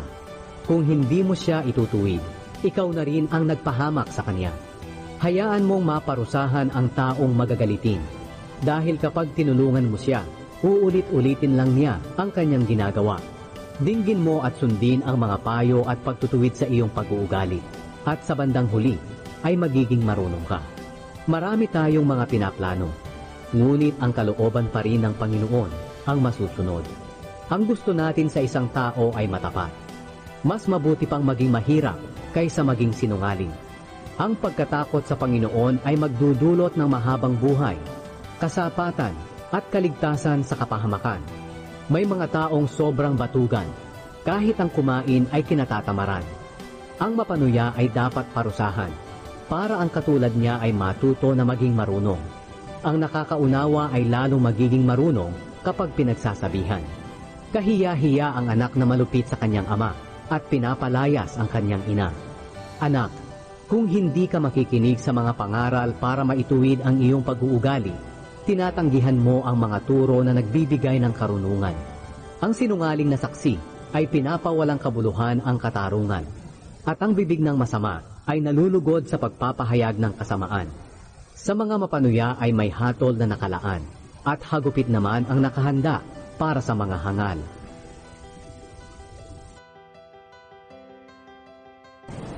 Ika-20 kabanata. Ang sobrang pag-inom ng alak ay nagbubunga ng panunuya at kaguluhan, kaya ang taong naglalasing ay salat sa karunungan. Ang puot ng hari ay parang atungal ng leon. Kapag ginalit mo siya, papatayin ka niya. Ang pag-iwas sa gulo ay tanda ng karangalan. Hangal lang ang may gusto ng kaguluhan. Ang taong tamad mag-araro sa panahon ng pagtatanim ay walang makukuha pagdating ng anihan. Ang isipan ng tao ay tulad ng malalim na balon, ngunit mauunawaan ito ng taong marunong. Marami ang nagsasabi na sila ay tapat, ngunit mayroon kaya sa kanila ang mapagkakatiwalaan? Ang taong matuwid ay walang kapintasan. Mapalad ang mga anak niya kung siya ang kanilang tinutularan. Kapag ang hari ay humahatol, tinitiyak muna niya kung sino ang gumawa ng masama. Walang sino mang makapagsasabi na ang puso niya ay malinis, na kailanman ay hindi siya nakagawa ng mali. Ang madadayang timbangan at sukatan ay kasuklam-suklam sa paningin ng Diyos. Ang mga ginagawa ng isang kabataan ay nagpapakita ng kanyang tunay na pag-uugali, kung siya ba ay matuwid o hindi. Ang taingang nakakarinig at matang nakakakita ay ang Panginoon ang siyang gumawa. Kung tulog ka ng tulog, maghihirap ka. Ngunit kung magsisikap ka, ang iyong pagkain ay sasagana. Pinipintasan ng mamimili ang kanyang binibili upang makatawad siya. Pero kung nabili na, hindi na niya ito pinipintasan. Sa halip ay ipinagyayabang pa. Marami ang ginto at mamahaling bato. Ngunit iilan lamang ang nakapagsasalita ng may karunungan. Kung may taong nangako na babayaran niya sa iyo ang utang ng taong hindi niya kilala, tiyakin mong makakakuha ka sa kanya ng garantiya para makatiyak ka na babayaran kanya. Pagkaing nakuha sa pandaraya sa una ay matamis ang lasa, ngunit sa huli ay lasang buhangin na. Humingi ka ng payo sa iyong pagpaplano o bago makipaglaban sa digmaan. Ang taong masalita nagbubunyag ng sekreto, kaya iwasan mo ang ganyang uri ng tao. Mamamatay ang sinumang sumumpa sa kanyang magulang, para siyang ilaw na namatay sa gitna ng kadiliman. Ang mana na kinuha ng maaga, sa bandang huli hindi magiging pagpapala. Huwag kang maghiganti. Magtiwala ka sa Panginoon at tutulungan kanya. Nasusuklam ang Panginoon sa mga nandadaya sa timbangan. Hindi ito mabuting gawain. Ang Panginoon ang nagkaloob nitong ating buhay, kaya hindi natin alam ang ating magiging kapalaran. Bago mangako sa Diyos ay isiping mabuti, baka magsisika sa bandang huli. Sa paghatol, tinitiyak ng matalinong hari na malaman kung sino ang gumagawa ng kasamaan at sa kanya parurusahan. Ibinigay sa atin ng Panginoon ang ating budhi at isipan upang makita ang ating kaloob-looban. Ang haring mabuti at tapat ay hindi mapapahamak at magtatagal siya sa kanyang luklukan. Karangalan ng kabataan ang kanilang kalakasan at karangalan naman ng matatanda ang kanilang katandaan. Kung minsan, ang parusa ay nagdudulot ng mabuti para magbago tayo. Ika-21 Kabanata. Ang isipan ng hari ay parang ilog na pinapadaloy ng Panginoon saan man niya naising. Inaakala ng tao na tama ang lahat ng kanyang ginagawa, ngunit ang Panginoon lang ang nakakaalam kung ano ang ating motibo. Ang paggawa ng matuwid at makatarungan ay kalugod-lugod sa Panginoon kaysa sa paghahandog. Ang mapagmataas na tingin at palalong isipan ay kasalanan. Ganyan ang ugali ng mga taong makasalanan. Ang gawaing plinanong mabuti at pinagsikapan ay patungo sa kaunlaran. Ngunit ang gawaing padalos-dalos ay maghahatid ng karalitaan. Ang kayamanang nakuha sa pandaraya ay madaling mawala at maaaring humantong sa maagang kamatayan. Ang karahasan ng masasama ang magpapahamak sa kanila, sapagkat ayaw nilang gawin ang tama. Hindi matuwid ang gawain ng taong may kasalanan, ngunit matuwid ang gawain ng taong walang kasalanan. Mas mabuti pang tumirang mag-isa sa bubungan ng bahay kaysa sa loob ng bahay na ang kasama ay asawang palaaway. Ang masasama ay laging gustong gumawa ng masama, at sa kanilang kapwa ay wala silang awa. Kapag ang manunuya ay pinarusahan mo, ang mga mangmang ay matututo. Kapag ang marunong naman ang tinuruan mo, lalo pa siyang magiging matalino. Alam ng matuwid na Diyos kung ano ang ginagawa ng sambahayan ng masasama, at parurusahan niya sila. Ang hindi pumansin sa daing ng mahirap, kapag siya naman ang dumaing, ay walang lilingap. Kapag ang kapwa mo ay may galit sa iyo, mawawala iyon sa palihim na regalo. Kapag katarungan ang umiiral, ang mga matuwid ay natutuwa, ngunit natatakot ang masasama. Ang taong lumilihis sa karunungan ay hahantong sa kamatayan. Ang taong maluho at puro pagdiriwang ay hindi yayaman, kundi lalo pang maghihirap. Pinarurusahan ang masasama at makasalanan upang iligtas ang taong matuwid. Mas mabuti pang manirahan sa disyerto kaysa manirahan sa bahay na kasama ang asawang magagalitin at palaaway. Ang taong marunong ay pinaghahandaan ang kanyang kinabukasan, ngunit ang mangmang, winawaldas ang lahat hanggang sa maubusan. Ang taong namumuhay sa katuwiran at kabutihan ay hahaba ang buhay, magtatagumpay at pararangalan. Mapapasuko ng matalinong pinuno ang bayan na maraming sundalo at kaya niyang gibain ang mga pader na kanilang inaasahang tanggulan. Ang taong nag-iingat sa kanyang mga sinasabi ay nakakaiwas sa gulo. Ang taong palalo at mayabang ay makikilala mo dahil nangungutya siya at sukdulan ang kayabangan. Kung marami kang ninanais ngunit tamad kang magtrabaho, iyon ang sisira sa iyo. Ang taong tamad ay laging naghahangad na makatanggap, ngunit ang taong matuwid ay nagbibigay ng walang alinlangan. Kinasusuklaman ng Panginoon ang handog ng taong masama, lalo na kung ihahandog niya ito ng may layuning masama. Patitigilin sa pagsasalita ang saksing sinungaling, ngunit ang saksing nagsasabi ng katotohanan ay pakikinggan. Ang taong masama ay hindi pinag-iisipan ang kanyang ginagawa, ngunit ang taong matuwid ay pinag-iisipan muna ng mabuti ang kanyang ginagawa. Walang karunungan, pangunawa o payo ang makakapantay sa Panginoon. Kahit nakahanda na ang mga kabayo para sa labanan, ang Panginoon pa rin ang nagbibigay ng katagumpayan.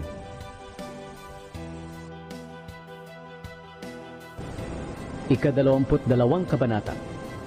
Mas mabuting piliin ang malinis na pangalan kaysa sa maraming kayamanan. Ang paggalang ng tao sa iyo ay mas mahalaga pa kaysa pilak at ginto. Ang Panginoon ang lumikha sa tao, mayaman man o mahirap. Ang taong may pangunawa ay umiiwas kung may panganib, ngunit ang hangal ay sumusuong sa panganib kaya napapahamak. Ang paggalang sa Panginoon at pagpapakumbaba ay magdudulot sa iyo ng mahabang buhay, kayamanan at karangalan. Lumalakad ang taong masama sa daang matinik at may mga patibong. Ang nag-iingat sa sarili ay umiiwas sa daang iyon. Ituro sa bata ang tamang pag-uugali at hindi niya ito malilimutan hanggang sa kanyang pagtanda. Ang mahihirap ay nasa ilalim ng kapangyarihan ng mayayaman at ang nangungutang ay alipin ng nagpapautang. Ang naghahasik ng kasamaan ay aani ng kapahamakan at matitigil na ang kanyang pamiminsala sa iba. Ang nagbibigay ng pagkain sa dukha ay tiyak na pagpapalain. Kapag pinalayas mo ang mga taong nanunuya, mawawala na ang alitan, kaguluhan at pang-iinsulto. Ang taong may malinis na puso at mahinahon magsalita ay magiging kaibigan ng hari. Binabantayan ng Panginoon ang mga taong may karunungan, ngunit sinisira niya ang plano ng mga taksil. Ang taong tamad ay laging may dahilan. Sinasabi niyang baka siya ay lapain ng leon sa daan. Salita ng masamang babae ay parang malalim na hukay, at doon nahuhulog ang kinamumuhian ng Panginoon. Likas sa mga bata ang pagiging pilyo, ngunit magiging matuwid sila kung didisiplinahin. Ang nagreregalo sa mayaman o nang aapi sa mahihirap para yumaman ay hahantong din sa karalitaan. Ang 30 mahalagang kawikaan. Pakinggan mo ang mga sinasabi ng marurunong. Pakinggan mo mabuti habang itinuturo ko ito sa iyo, dahil magbibigay ito sa iyo ng kaligayahan kung malalaman mo ito at masasaulo. Itinuturo ko ito sa iyo ngayon upang magtiwala ka sa Panginoon. Ang 30 kawikaang ito na isinulat ko ay magdudulot sa iyo ng mga karunungan at payo. Sa pamamagitan nito'y malalaman mo ang mga katotohanan at masasagot mo ang mga magtatanong sa iyo. Una, huwag mong abusuhin ang mga mahihirap o apihin man sila sa mga hukuman, sapagkat ipagtatanggol sila ng Panginoon. Anuman ang gawin ninyong masama sa kanila, ay gagawin din niya sa inyo. Ikalawa, huwag kang makipagkaibigan sa taong madaling magalit. Baka mahawa ka sa kanya at mabulid sa ganoong pag-uugali. Ikatlo, huwag kang mangangako na magbabayad sa utang ng iba, dahil kapag hindi ka nakabayad, kukunin nila pati ang higaan mo. Ikaapat, huwag mong aalisin ang mga muhon na inilagay noon ng mga ninuno mo. Ikalima, ang taong mahusay magtrabaho ay maglilingkod sa mga hari at hindi sa pangkaraniwang tao. Ika-23 Kabanata. Ika-6. Kapag kumakain ka kasalo ng taong may mataas na katungkulan, mag-ingat ka sa ikikilos mo. Kung palakain ka, pigilan mo ang iyong sarili. Huwag kang magnanasa sa mga pagkain kanyang inihanda, dahil baka iyon ay pain lang sa iyo. Ika-7. Huwag mong pahirapan ang sarili mo sa pagpapayaman.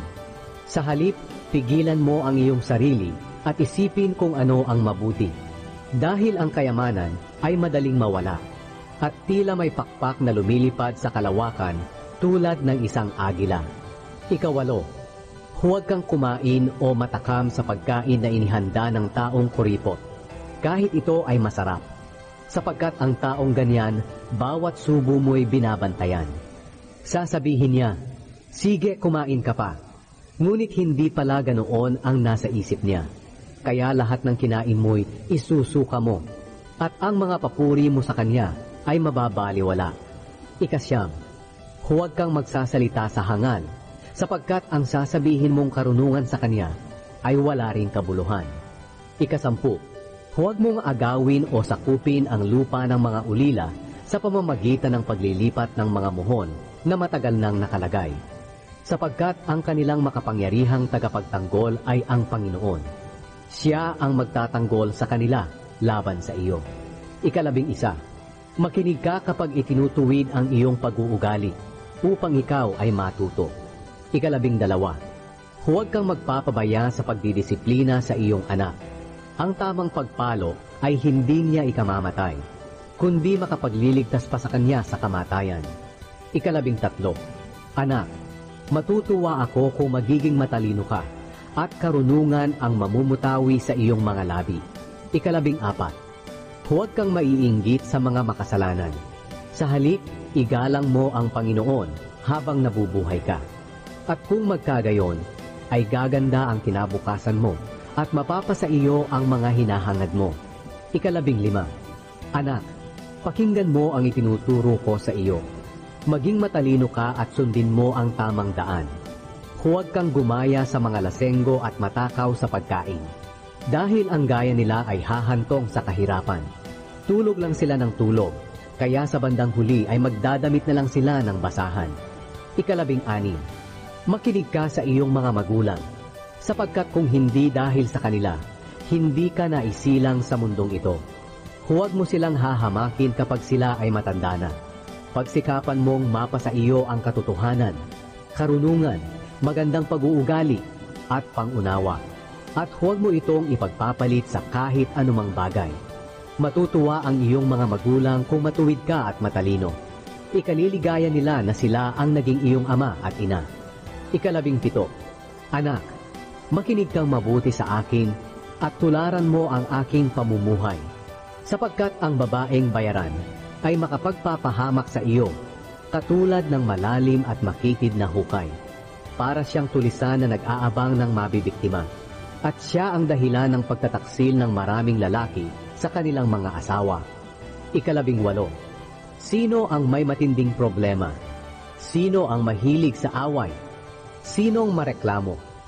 Sinong nasugatan na dapat sana ay naiwasan? At sino ang may mga matang namumula? Sino pa kundi ang mga lasenggong sugapa sa iba't ibang klase ng alak? Huwag kang matakam sa alak na napakagandang tingnan sa isang baso at tila masarap. Kapag nalasing ka, sasama ang iyong pakiramdam na parang tinuklaw ka ng makamandag na ahas. Kung ano-ano ang makikita mo at hindi ka makakapag-isip ng mabuti. Pakiramdam mo'y nasa gitna ka ng dagat at nakahiga sa ibabaw ng palo ng barko. Sasabihin mo, may humampas at sumuntok sa akin, ngunit hindi ko naramdaman. Kailan kaya mawawala ang pagkalasing ko para muli akong makainom? Ika-24 na kabanata. Ika-19. Huwag kang mainggit sa mga taong masama o hangarin mang makipagkaibigan sa kanila, sapagkat ang iniisip nila at sinasabi ay para sa kapahamakan ng iba. Ika-20. Sa pamamagitan ng karunungan, maitatayo mo at mapapaunlad ang iyong tahanan. Mapupuno rin ito ng mahahalagang kayamanan. Ika-21, ang taong marunong ay malaki ang maitutulong upang lalong lumakas ang mga nakikipaglaban, sapagkat kailangan nila ng mga payo sa pakikipaglaban. At higit na matitiyak ang tagumpay kung maraming nagpapayo. Ika-22, ang karunungan ay hindi maunawaan ng mangmang. Wala siyang masabi kapag mahahalagang bagay ang pinag-uusapan. Ika-23, ang taong laging nagpaplano ng masama ay kikilalaning may pakana ng kasamaan. Anumang pakana ng hangal ay kasalanan, at kinasusuklaman ng mga tao ang sinumang nangungutya. Ika-24, kapag ikaw ay nawala ng pag-asa sa panahon ng kahirapan, nagpapakita lang ito na ikaw ay mahina. Ika-25, huwag kang mag-atubiling iligtas ang walang kasalanan na hinatulan ng kamatayan.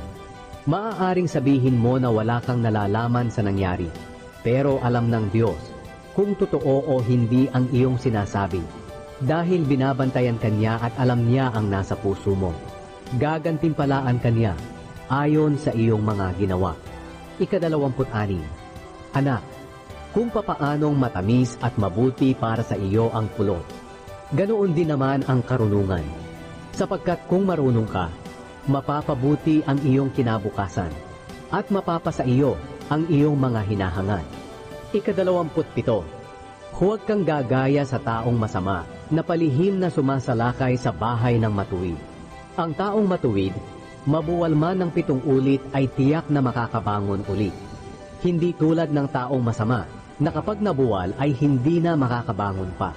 Ika-28, huwag kang matuwa kapag napapahamak ang iyong kaaway, dahil kapag nakita ng Panginoon na natutuwa ka, hindi niya ito magugustuhan at hindi na niya parurusahan ang iyong kaaway. Ika-29, huwag kang mabalisa o mainggit sa mga taong masama, sapagkat wala silang mabuting kinabukasan at magiging tulad sila ng ilaw na namatay. Ika-30, anak, igalang mo ang Panginoon at ang Hari. Huwag kang makisama sa mga taong sumusuway sa kanila, sapagkat hindi mo alam kung anong kapahamakan ang biglang ibibigay ng Panginoon o ng Hari sa kanila. Dagdag pang kawikaan. Narito pa ang ilang kawikaan ng marurunong na tao. Hindi dapat magtangi ng tao sa paghatol ng katarungan. Kapag pinalaya mo ang taong may kasalanan, susumpain ka at kamumuhian ng mga tao. Ngunit kapag pinarusahan mo ang may kasalanan, matutuwa ang mga tao at pagpapalain ka. Ang tapat na kasagutan ay tanda ng mabuting pagkakaibigan. Ihanda mo muna ang iyong pagkakakitaan tulad ng iyong bukid na taniman bago ka magtatag ng sariling tahanan. Huwag kang sasaksi sa iyong kapwa ng walang sapat na dahilan o magsalita laban sa kanya ng kasinungalingan. Huwag mong sasabihin, gaganti ako, gagawin ko sa kanya ang ginawa niya sa akin. Dumaan ako sa bukid ng taong tamad at mangmang. Puno na ito ng mga damo at matitinik na halaman, at gibana ang mga bakod nito. Nang makita ko ito, napaisip ako ng mabuti, at natutunan ko ang aral na ito. Sa kaunting pahinga, kaunting pagtulog, at paghalukit-kit mo taong tamad, ay biglang darating sa iyo ang kahirapan na para kang ninakawan ng armadong tulisan. Iba pang mga kawikaan ni Solomon. Ika-25 kabanata. Narito pa ang ilang kawikaan ni Solomon na kinopya ng mga tauhan ni Haring Hezekiah ng Huda. Pinararangalan natin ang Diyos dahil sa mga bagay na hindi niya ipinapahayag sa atin. Pero pinararangalan natin ang mga hari dahil sa mga bagay na ipinapahayag nila sa atin. Kung paanong hindi masukat ang lalim ng lupa at ang taas ng kalangitan, ganoon din ang isipan ng mga hari, hindi malaman. Kailangang ang pilak ay maging dalisay muna bago ito magawa ng panday. Kailangang alisin ang masasamang tauhan ng hari upang magpatuloy ang katuwiran sa kanyang kaharian. Kung nasa harapan ka ng hari, huwag mong ibilang ang iyong sarili na parang kung sino ka, o ihanay ang iyong sarili sa mararangal na tao. Mas mabuti kung tawagin ka ng hari at paupuin sa hanay ng mararangal kaysa sabihin niyang umalis ka riyan at mapahiya ka sa kanilang harapan. Huwag kang magpabigla-biglang magsabi sa korte ng iyong nakita. Kung mapatunayan ng isang saksi na mali ka, ano na lang ang gagawin mo? Kung may alitan kayo ng iyong kapwa, ito'y inyong pag-usapan muna. At ang lihim ng bawat isa ay huwag sasabihin sa iba. Baka makarating sa kaalaman ng madla at kayo'y maging kahiya-hiya. Kapag ang salitang binigkas ay angkop sa pagkakataon, ito'y parang gintong mansanas na nakalagay sa isang lalagyang pilak. Sa taong nakikinig, ang magandang payo ng marunong ay higit na mabuti kaysa sa mga gintong alahas. Ang mapagkakatiwalaang sugo ay nagbibigay ng kasiyahan sa kanyang pinaglilingkuran, tulad ng malamig na tubig sa panahon ng tag-init. Ang taong hindi tumutupad sa kanyang pangako ay parang ulap at hangin na walang dalang ulan. Ang mapagpasensya at ang mahinahon magsalita ay makapanghihikayat ng mga pinuno at kahit na ng may matitigas na puso. Huwag kang kakain ng labis na pulot at baka magsuka ka. Huwag kang dadalaw ng madalas sa iyong kapitbahay. Baka magalit siya at sa iyo ay magsawa. Ang taong sumasaksi ng kasinungalingan laban sa kanyang kapwa ay nakakapinsala tulad ng espada, pamalo at pana. Ang pagtitiwala sa taong hindi mapagkakatiwalaan sa oras ng pangangailangan ay walang kwenta tulad ng paang pilay o ngiping umuuga. Kung aawitan mo ng masayang awitin ang taong nasa matinding kapighatian, ay para mo na rin siyang hinubaran sa panahon ng taglamig o kaya'y nilagyan mo ng suka ang kanyang sugat. Kapag nagugutom ang iyong kaaway, pakainin mo. Kapag nauuhaw, painumin mo. Kapag ginawa mo ito, mahihiya siya sa iyo at ang Panginoon ang magpapala sa iyo. Kung paanong ang hanging habagat ay nagdadala ng ulan, nagdadala naman ng galit ang naninira ng kapwa. Mas mabuting tumira ng mag-isa sa bubungan ng bahay kaysa sa loob ng bahay na kasama ang asawang palaaway. Ang magandang balita mula sa malayong lugar ay parang malamig na tubig sa taong nauuhaw. Ang matuwid na umaayon sa gawain ng masamang tao ay parang maruming balon at malabong bukal. Kung paanong masama ang pagkain ng labis na kulot, ganoon din ang paghahangad ng sariling kapurihan. Ang taong walang pagpipigil sa sarili ay madaling bumagsak, gaya ng isang bayan na walang pader.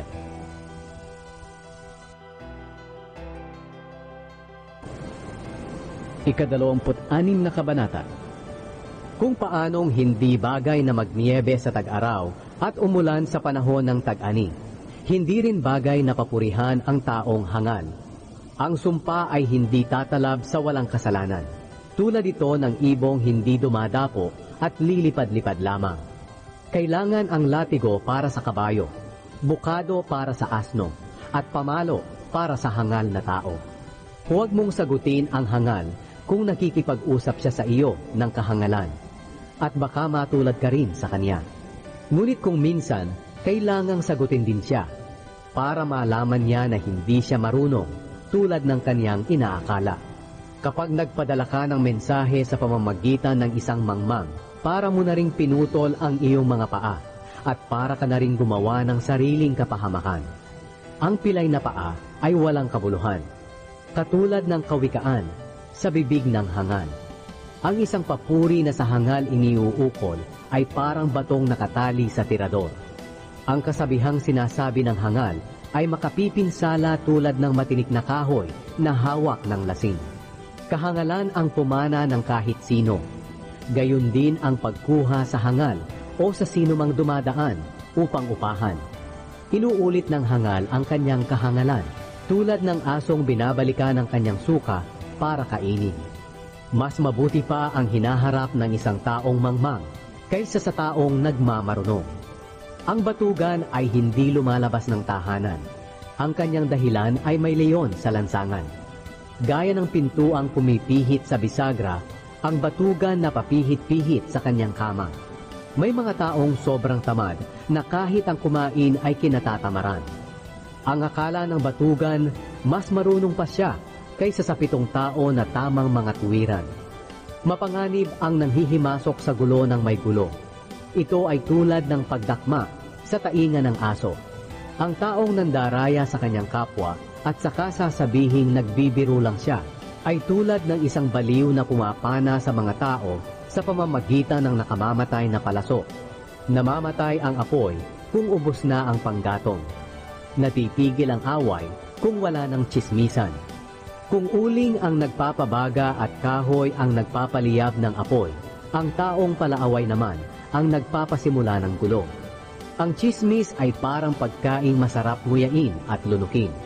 Maaaring itago ng magandang pananalita ang masamang isipan. Tulad nito ay mumurahing banga na pininturahan ng pilak. Maaaring ang kaaway ay magandang magsalita, ngunit ang nasa isip niya ay makapandaya. Kahit masarap pakinggan ang kanyang pananalita, ay huwag kang maniwala, sapagkat ang iniisip niya ay napakasama. Maaaring ang galit ay kanyang maitago, ngunit malalantad din sa karamihan ang masama niyang gawa. Ang humuhukay ng patibong para mahulog ang iba, ay siya rin ang mahuhulog doon. Ang nagpapagulong ng malaking bato para magulungan ang iba, ay siya rin ang magugulungan nito. Ang sinungaling ay nagagalit sa nabiktima niya ng kasinungalingan, at ang taong nambobola ay ipapahamak ka.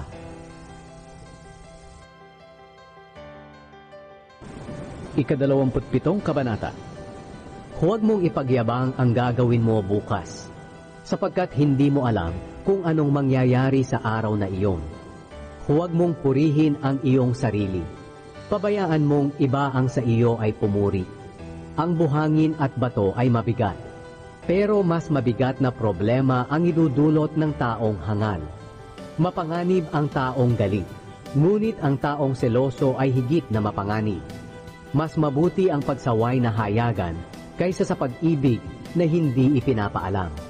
Ang masakit na pagsaway ng isang kaibigan ay may katuturan, ngunit ang halik ng kaaway ay hindi maaasahan. Kahit kulot ay tinatanggihan ng taong busog, ngunit sa taong gutom, kahit pagkaing mapait ay matamis para sa kanya.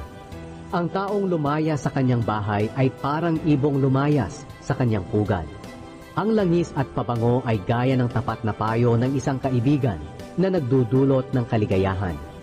Huwag mong pababayaan ang iyong kaibigan o ang kaibigan ng iyong ama. At kung nasa kagipitan ka, hindi ka nahihingi ng tulong sa kapatid mo na nasa malayo. Ang malapit na kapitbahay ay mas mabuti kaysa sa malayong kapatid. Anak, magpakatalino ka upang ako ay maging maligaya, at para may maisagot ako sa nagpapahiya sa akin. Ang taong marunong ay umiiwas sa paparating na panganib, ngunit ang taong hangal ay sumusuong sa panganib, kaya siya ay napapahamak. Tiyakin mong makakuha ng garantiya sa sinumang nangakong managot sa utang nang hindi mo kilala, upang matiyak mong mababayaran ka. Kapag ginambala mo ng pasigaw na pagbati ang iyong kaibigan sa umaga, ituturing niya iyong sumpa sa kanya. Ang asawang bungangera ay parang tumutulong bubungan sa panahon ng tag-ulan. Hindi siya mapatigil tulad ng hanging hindi mapigilan o kaya ng langis na hindi mahawakan. Kung paanong pinatatalas ng bakal ang kapwa-bakal, ang tao na may matututo sa kanyang kapwa-tao. Kapag inalagaan mo ang puno ng igos, makakakain ka ng bunga nito. Ganoon din kapag amo mo'y iyong pinagmamalasakitan, ikaw naman ay kanyang pararangalan. Kung paanong ang mukha ng tao ay naaaninaw sa tubig, ang pagkatao naman ay makikita sa iyong puso. Ang kapahamakan at kamatayan ay walang kasiyahan. Gayon din ang hangarin ng tao.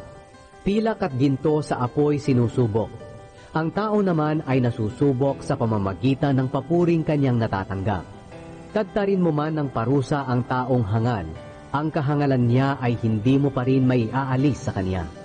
Mga hayop mo ay iyong alagaan, at bantayang mabuti ang iyong kawan. Sapagkat ang kayamanan at kapangyarihan ay hindi mamamalagi magpakailanman. Putulin ang mga damo, at habang hinihintay ang muling pagtubo nito, putulin din ang mga damo sa kabundukan, upang may pagkain ang iyong kawan. Mula sa balahibo ng mga tupa ay makakagawa ka ng kasuotan at maipagbibili mo ang iba mong mga kambing upang may pambili ka ng kabukiran. Mula sa mga kambing, makakakuha ka ng maraming gatas na sapat sa pangangailangan ng iyong pamilya at mga babaeng utusan.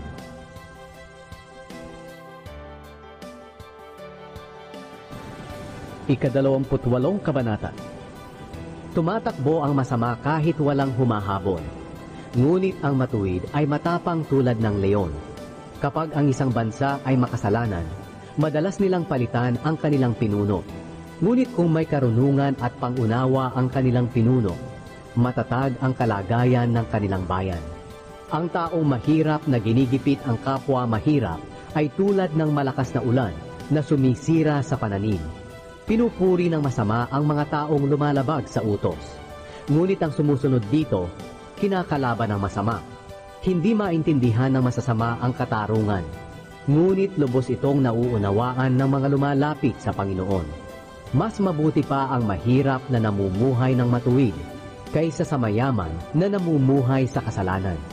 Ang matalinong anak ay sumusunod sa mga kautusan. Ngunit ang anak na bumabarkada sa mga pasawan, mga magulang ang pinapahiya. Kung yumaman ka sa pamamagitan ng patubuan, ang iyong kayamanan ay mapupunta sa matulungin sa mga nangangailangan. Ang taong hindi sumusunod sa kautusan, kahit panalangin niya ay kasusuklaman ng Diyos. Ang taong inililigaw ang matuwid para magkasala ay mabibiktima ng sarili niyang mga pakana. Ngunit ang taong namumuhay ng matuwid ay tatanggap ng maraming kabutihan. Iniisip ng mayayaman na napakarunong na nila. Ngunit alam ng taong mahirap na may pangunawa kung anong klaseng tao talaga sila. Kapag matuwid ang namumuno, nagdiriwang ang mga tao. Ngunit kapag ang pumalit ay masama, mga tao'y nagtatago. Hindi ka uunlad kung hindi mo ipapahayag ang iyong mga kasalanan. Ngunit kung ipapahayag mo ito at tatalikdan, kahahabagan ka ng Diyos. Mapalad ang taong laging may paggalang sa Panginoon, ngunit mapapahamak ang taong matigas ang ulo. Panganib sa mahihirap ang masamang pinuno, gaya ng mabangis na leon at osong naghahanap ng mabibiktima. Ang pinunong walang pangunawa ay lubhang malupit. Hahaba naman ang buhay ng pinuno na sa kasakiman ay galit. Ang taong hindi pinatatahimik ng kanyang budhi dahil sa pagpatay sa kanyang kapwa ay tatakas kahit saan, hanggang sa siya ay mamatay. Huwag ninyo siyang tulungan. Ang taong namumuhay ng matuwid ay ligtas sa kapahamakan. Ngunit ang taong namumuhay sa maling pamamaraan ay bigla na lamang mapapahamak. Ang masipag na magsasaka ay sasagana sa pagkain. Ngunit maghihirap ang taong nag-aaksaya ng oras niya. Ang taong tapat ay sasagana sa pagpapala. Ngunit ang taong nagmamadaling yumaman ay parurusahan. Hindi mabuti ang may kinikilingan, ngunit may mga gumagawa nito dahil sa kaunting suhol. Nagmamadaling yumaman ang taong sa pera ay gahaman, ngunit ang hindi niya alam, patungo pala siya sa kahirapan. Pasasalamatan ka pa ng tao sa huli kapag sinaway mo siya ng tapat, kaysa panay ang papuri mo sa kanya kahit hindi nararapat. Ang taong nagnanakaw sa magulang at sasabihing hindi iyon kasalanan ay kasamahan ng mga kriminal. Ang taong sakim ay nagpapasimula ng kaguluhan. Ngunit ang taong nagtitiwala sa Panginoon ay magtatamo ng kasaganaan. Hangal ang taong nagtitiwala sa kanyang sariling kakayahan. Ang taong namumuhay na may karunungan ay ligtas sa kapahamakan. Ang taong mapagbigay sa mahihirap ay hindi kukulangin. Ngunit ang nagbubulag-bulagan ay makakatanggap ng mga sumpa. Kapag masama ang mga pinuno, mga tao ay nagtatago. Ngunit kapag namatay sila, ang matutuwid ang mamumuno. Ika-29 na Kabanata. Ang taong ayaw magbago kahit palaging sinasaway, ay bigla na lang mapapahamak at hindi na makakabangon pa. Kapag matutuwid ang namamahala, nagdiriwang ang madla. Ngunit kapag ang nangunguna ay masama, sila'y lumuluha. Ang naghahangad ng karunungan ay nagdudulot ng tuwa sa magulang. Ang nakikisama sa babaeng bayaran ay nagwawaldas ng kayamanan.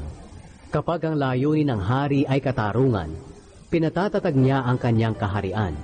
Ngunit kapag ang layunin niya ay humingi ng suhol, winawasak niya ang kanyang kaharian. Ang taong nagkukunwaring pumupuri sa kanyang kapwa ay may pinaplanong masama. Ang taong masama ay mahuhuli sa sarili niyang kasalanan. Ngunit ang matuwid ay aawit ng may kagalakan. Kinikilala ng taong matuwid ang karapatan ng mahihirap. Ngunit hindi ito maunawaan ng taong masama.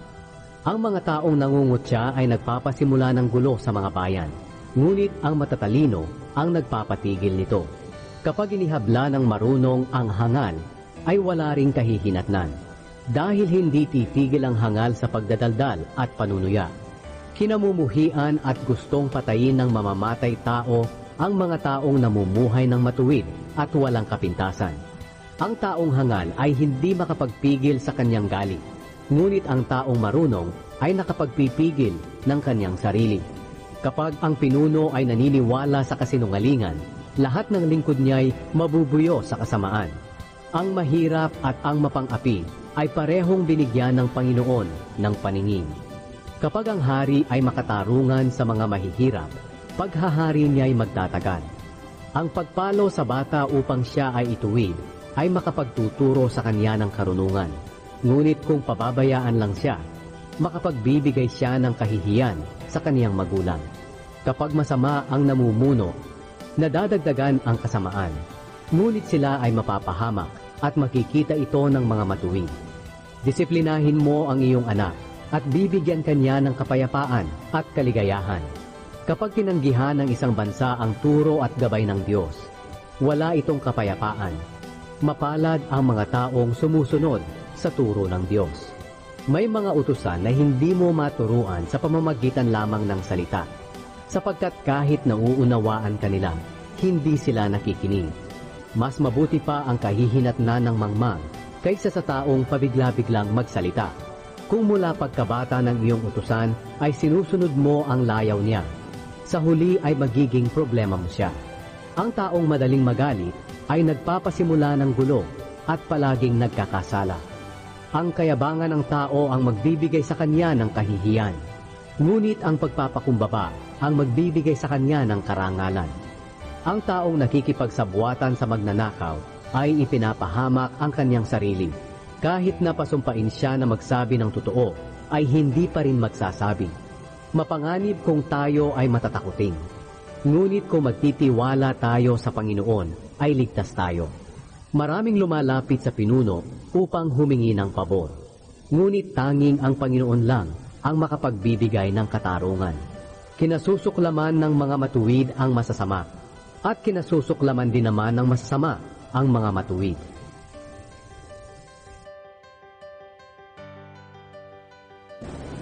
Ang mga kawikaan ni Agur. Ika-30 kabanata. Ito ang mga kawikaan ni Agur na anak ni Jake na taga-Masa. Sinabi niya ito kina Itiel at Ukal.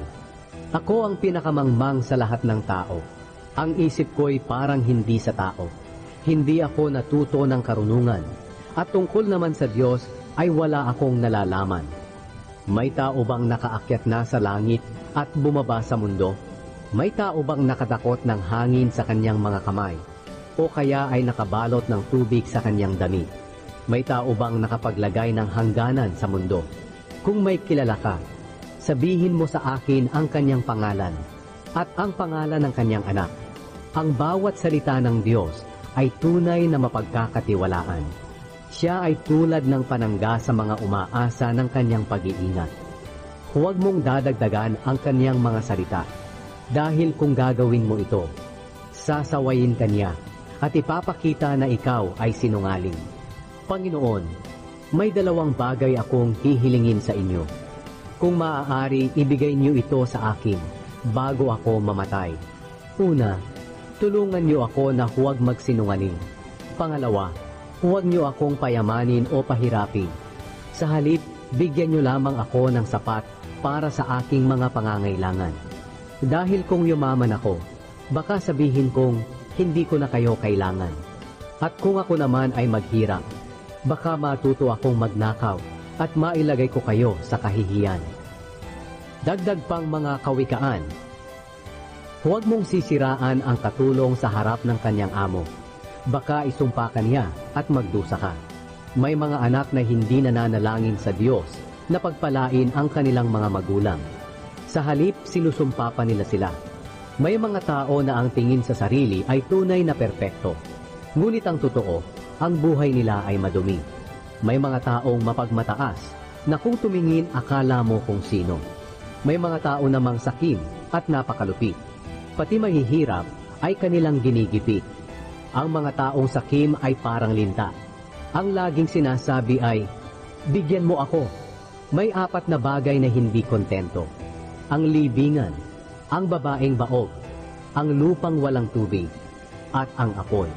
Ang anak na kumukutya at sumusuway sa kanyang magulang ay tutukain ng uwak sa mga mata at kakainin ng mga agila ang bangkay niya.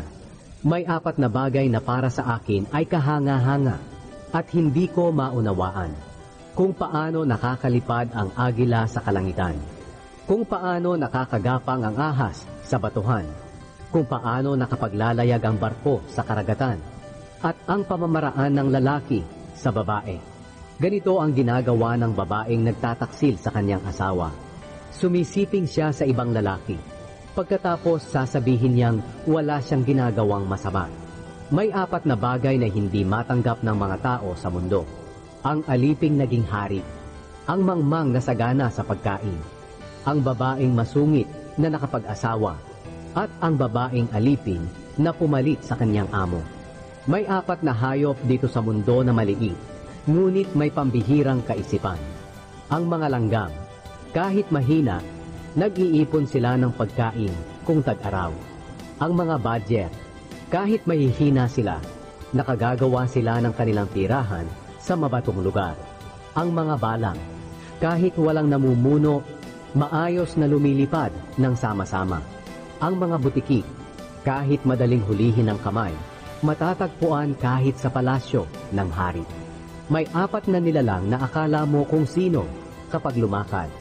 Ang leon, pinakamatapang sa lahat ng hayop at walang kinatatakutan. Ang tandang, ang lalaking kambing, at ang haring nangunguna sa kanyang mga kawal. Kung sa kahangalan mo'y nagmamayabang ka at nagbabalak ng masama, tigilan mo na iyan. Hindi ba kapag hinalo ng hinalo ang malapot na gatas ay magiging mantikilya? Hindi ba kapag sinuntok mo ang ilong ng isang tao ay magdurugo ito? Kaya kapag ginalit mo ang tao, tiyak na magkakaroon ng gulo. Ang mga kawikaan ni Haring Lemuel. Ika-31 kabanata. Ito ang mga kawikaan ni Haring Lemuel na taga-Masa. Ito ang mga itinuro sa kanya ng kanyang ina. Anak, ipinanganak ka bilang sagot sa aking mga panalangin. Huwag mong sasayangin ang iyong lakas at pera sa mga babae, sapagkat sila ang dahilan kung bakit napapahamak ang mga hari. Lemuel, hindi dapat uminom ng alak ang isang hari. Ang mga namumuno ay hindi dapat maghangad ng inumin na nakalalasing. Sapagkat kapag nalasing na sila, kadalasan ay nakakalimutan na nila ang kanilang tungkulin at hindi nila nabibigyan ng katarungan ang mga nasa kagipitan.